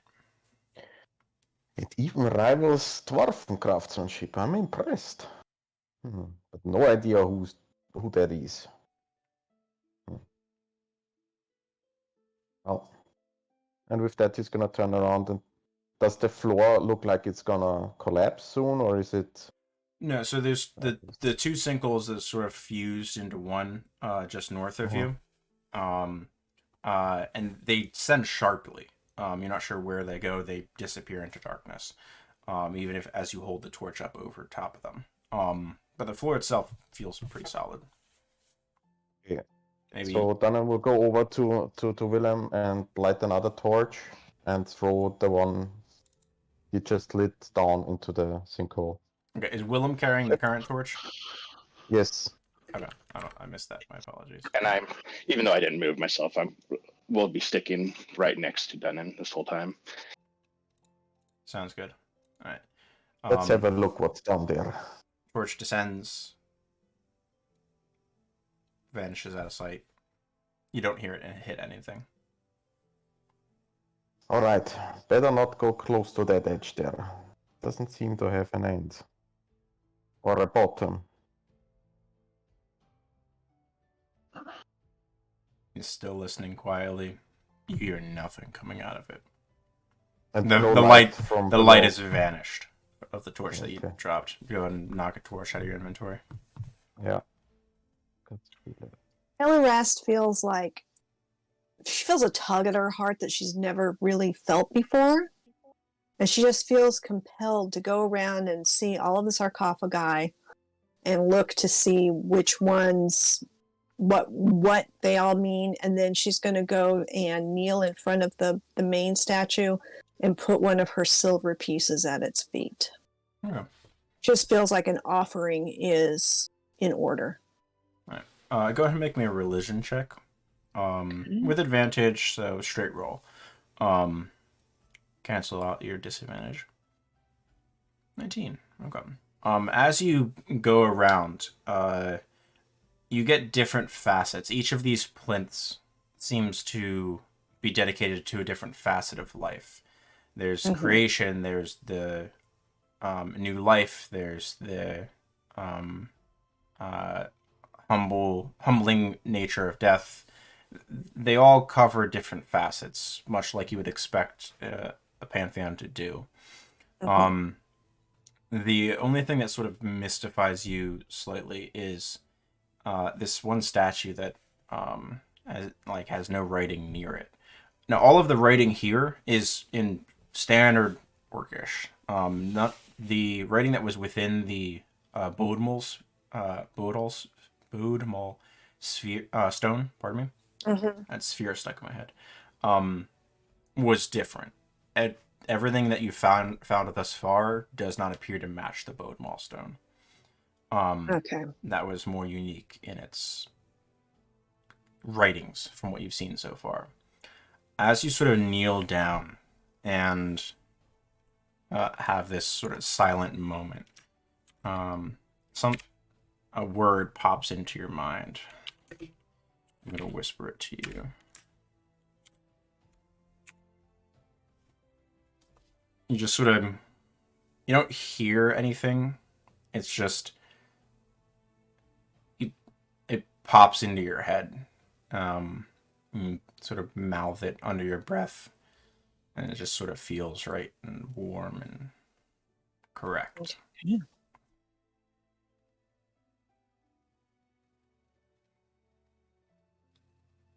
Now, all of the plinths themselves spoke of the 8.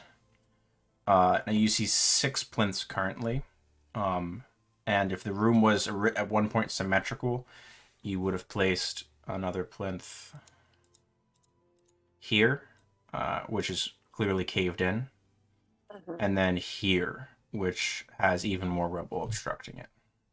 Okay. So you get the feeling there might have been 8 of these at one point. Right. And you're missing 2 of them. Well, just trying to be respectful, and since we're obviously in the tomb of some gods, just to see if we can, and they don't seem to be bad. They're not gods of war, so just asking for their blessing as we look for a place to rest and see if we can find another stone. Long forgotten. I don't think they have any need for offerings, but sure, let's be respectful. Yes. Did I ask you to chip in, Dunnan?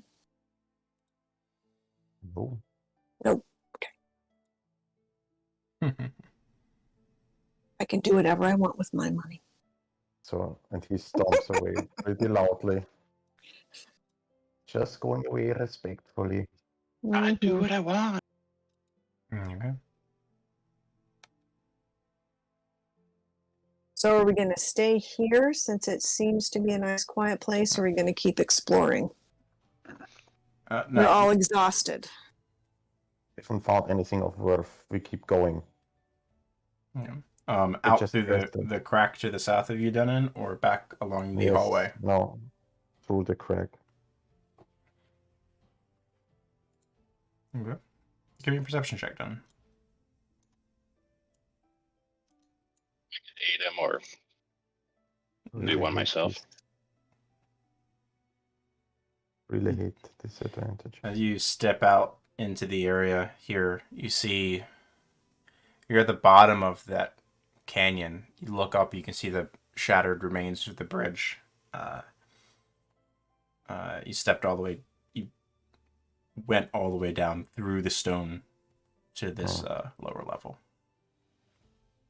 Okay. That's the bottom of the canyon. Right. I think I'll take a look later then. We know how to get out of here fast. Yeah. Let's take a look at the stairs we just came down previously. The other side. Aye, aye, Captain. Not sarcastic.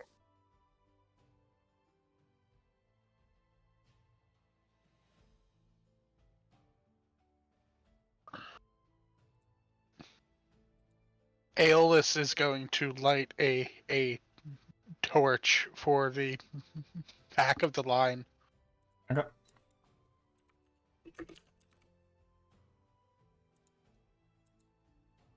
There we are. Okay. Done. As you proceed along, off to your left, north of the map, there is a slightly raised area. There looks to be bits of wood and a toppled over chair at what appears to have one point been a writing desk, maybe. There's hundreds of burnt out candles, and there's 4 braziers set up around this area to provide a better source of lighting when fueled. There's inks, there's scrolls, there's books, there's a lot of stuff in this space, this slightly elevated area here. Over there and rummage through that stuff. First thing you find as you sort of step up to the space, and gives you pause for a moment as you reach for your great axe, or your battle axe, pardon me. You find the desiccated remains of an individual, skeletal. The skin has been stretched by how much it's been dried over time, decomposed.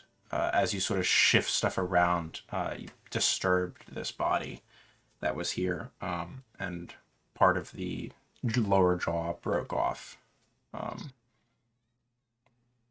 Very fragile.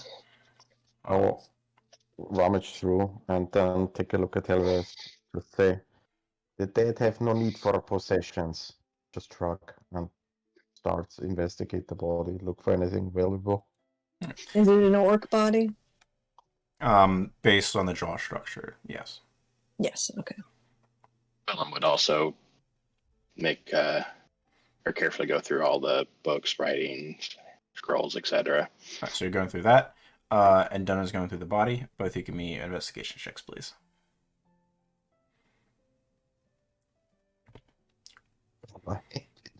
Dunnan, the body has a long cloak on, that is sort of fragile but still intact, gathering. Probably it hasn't been exposed to the sun for the time of decomposition, so it's still somewhat together. Probably not worth much, but at one point it would have been quite nice. Willem, as you sort of start pouring through everything, all of the books are pretty damaged. The very first one that you open, like the pages themselves, you're worried that they're going to crack as you start to turn them, so you very carefully put it back for a moment before you could take more time with it and sort of passing through everything.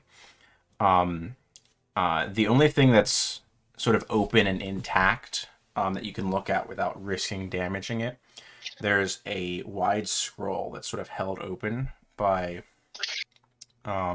these steel bookends, almost, to sort of hold the two ends of the scroll from rolling back up. And there's a bunch of different small sections written upon it, like different paragraphs in a row. They're written in what you recognize as Orcish, though you cannot understand it. So I would do the same thing with the previous writing. I would ask Hilarious to help me.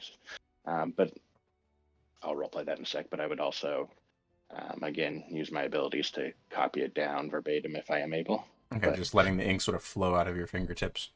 Yep. Helly, can you read this? It could be important. Yes. I want to make copies of it as well. We don't know. Well, we don't know what we don't know. So Hellerast will look over his shoulder and read what it says. Okay. Passages. The passages start on the leftmost side of the scroll, and the scroll is about 3 feet wide at where it's extended. And they proceed as thus. It's been 2 days since the henges have gone silent and empty. The Arcanist thinks they shall be reconnected soon, but we've begun rationing our food supplies just in case.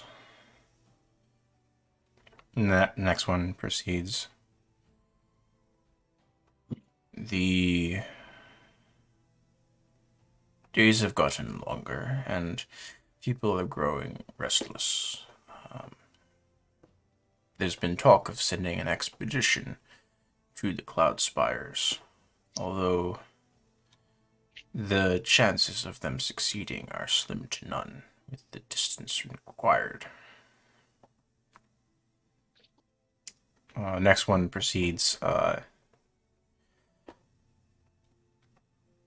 2 10 days have passed since the henges have emptied. Food rations are running low, and the infirm that were supposed to be traveling have started to succumb to their illnesses. People are worried. Panic might be on the horizon. There's a noticeable change in like the handwriting style. It appears more hasty at this point. In the next passage. Some of them decided to steal our water supplies. We are cut in half.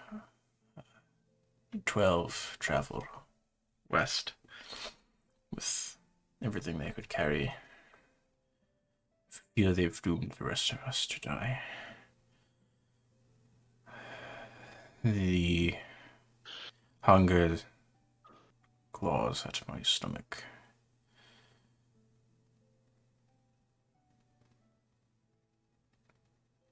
The next passage continues. May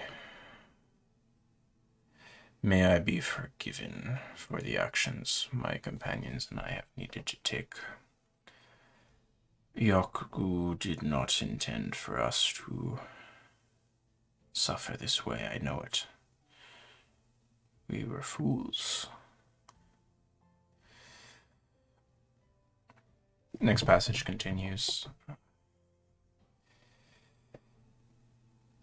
The Arcanist has died. They've spent the better part of the last 2 months trying to reconnect one of the henges to get us out of here. I didn't like him, but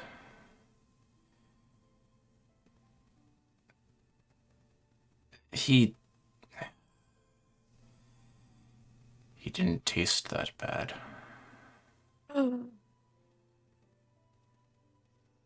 Next passage continues. There's 3 of us remaining now. We've had to resort to the most drastic of means to try to endure. The screaming is getting worse. None dare open it. The last entry. I fear that I am at my last. We have tried to endure. May our actions be forgiven. Those of you who would find us, should anyone ever, leave a prayer for myself, my companions, and to all that you hold dear, do not open the prison ward.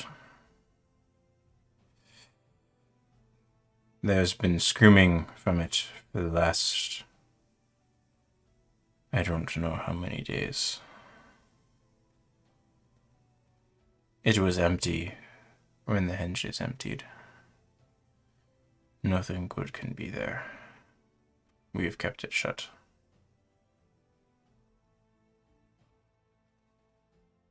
This is my last entry.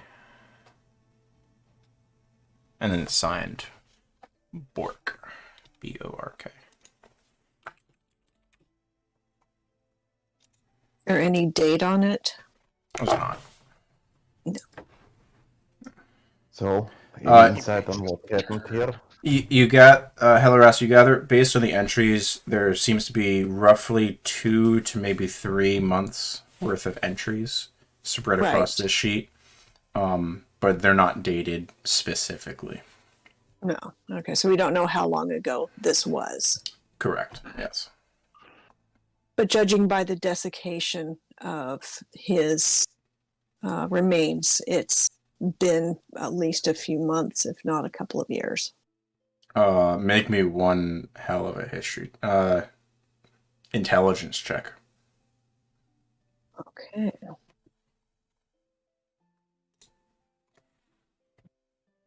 I would say you would have disadvantage, but so he speaks of the henges going silent and empty. Now, if Toadtooth is, and you take the story she told you at face value, it's not the matter of months or years, it's more of a matter of centuries. Okay.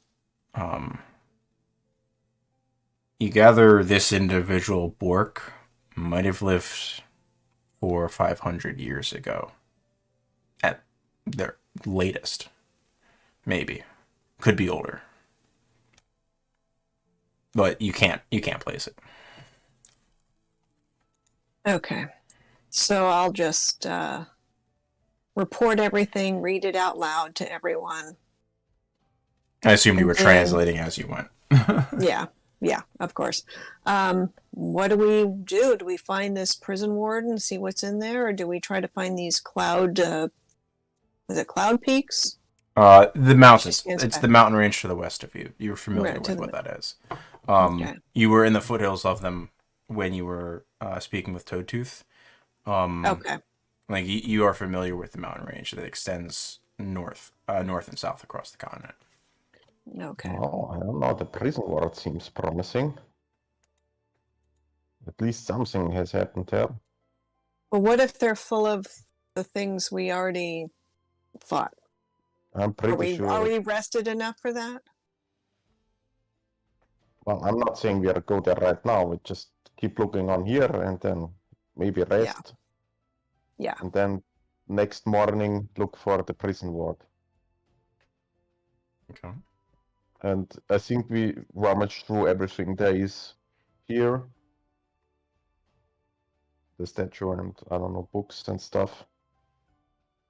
So then I will just continue on. Okay. So are you guys trying to take a long rest in this space and go and try to go through some of the books, or are you continuing to explore? And Danan would continue to explore. He's Sure. not tired at all. Not for now. Or do you guys need a rest already? I would much rather find a place that is not as open as Aeolus looks around and can see that this is a massive hall. Morast is partial to the temple room, but because it seems to be quiet and peaceful, but it does have egress if something comes out to us from the darkness. More exploring then. Come on now. This way. Good. So, you guys should be able to see like a little door symbol right here, correct? Yeah. So this is the new thing that Roll20 has, Ooh. where you Liquid guys wall. should be able to like. I can set the door where it's a door that you guys can go up to, and you can physically click on it and open it. Or I can set it that you guys can't open it. So, for example, I can do that, and you can see that there's a door there, but it's locked, and you won't be able to click the open button. Oh, cool. Before But new Roll20 stuff. before the group Nice moves update. forward, Aeolus just wants to peek to the Al, Sure. Go ahead. and we'll just move to here. Yep. You see. Let's see what your token is. You see a steel portcullis, down on the one area, and you see a crack in the wall. It's about 5 feet wide, 4 to 5 feet wide that you would be able to get into if you wanted to, along with other 4 other unlit braziers. I would like to carefully make my way up to the brazier. Is there anything in the brazier that could serve as fuel of any kind? There's ash, but the ash has been burnt out. You would need to add fuel of some type. You need to find wood or oil or coal or something to be able to relight it. Okay. As is the case for all of the braziers up in this space as well. Aeolus will walk back and will report what he spotted.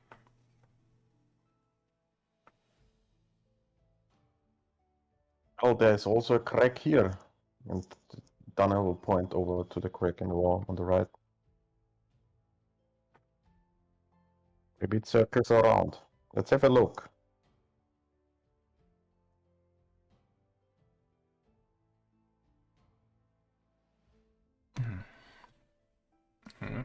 You see there's a crack where part of the wall sort of collapsed inwards slightly.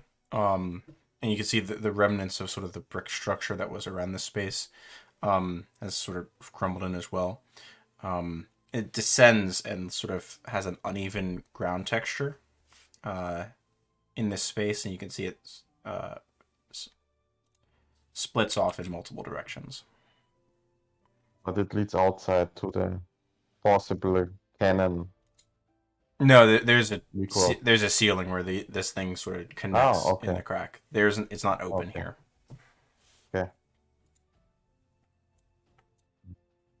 Well, Dana will go outside and have a look. Yeah, once again, not outside. Oh, inside the room, Yeah. sorry. Yeah, all good. So I'll push you up a little bit. So you can see off to another carved structure off to the left of the map. You can see ahead, there is a small sinkhole, about maybe 1.5 feet in diameter, that sort of disappears into blackness. You can see the area sort of spider webs in multiple directions. You do smell fresh air, though, coming from somewhere in this direction. Okay. But not like water or You do not smell wet, no. moist air. Okay. No, you just sort of smell like that moving air, as opposed to like the stale air from the area that you were previously in. You can smell that moving air. Okay. And from here, do you have a torch currently as well, done? No. We're Okay. lying All right. on dark vision. Never mind then. Come out, guys. Willem has the torch. As Willem draws closer, you can see a noticeable change in the hard stone that you're walking on to a sandy area here. You gather that sand has blown in from the canyon in this location. You do see another sinkhole here, and a steep pit followed by bones at the bottom in this section. Okay. Sort of Through like a this like a sinkhole- 60-degree incline down to this sort of pit where there's just piles of bones. This sinkhole's about 12 inches in diameter, about a foot. Very narrow. Those sinkholes kind of get me worried. Does it look like that there could creatures crawl out of them? Like zombies? It's pretty narrow for the things that you fought up above. I'm They're more all over the place. concerned about the edges crumbling and tumbling us in. I mean, it held for many centuries. It sure can hold for a few more hours. It hasn't had any weight on it for centuries either. William, you go first. Oh, a little bit lighter.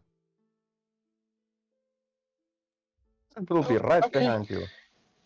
No problem. Maybe can go I tie a first rope where? around me before I go? It's a foot in diameter. Willem can't fit in it.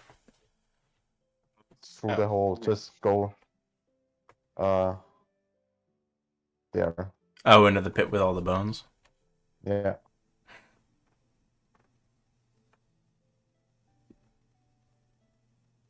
Alright. We'll pick up next week on Willem descending into the bone pit. Oh boy. Right. All fun and Fun. feathers. Alrighty. One does love a good bone pit, so. Yeah, right? Good session, everybody. Yeah, it was a lot of fun.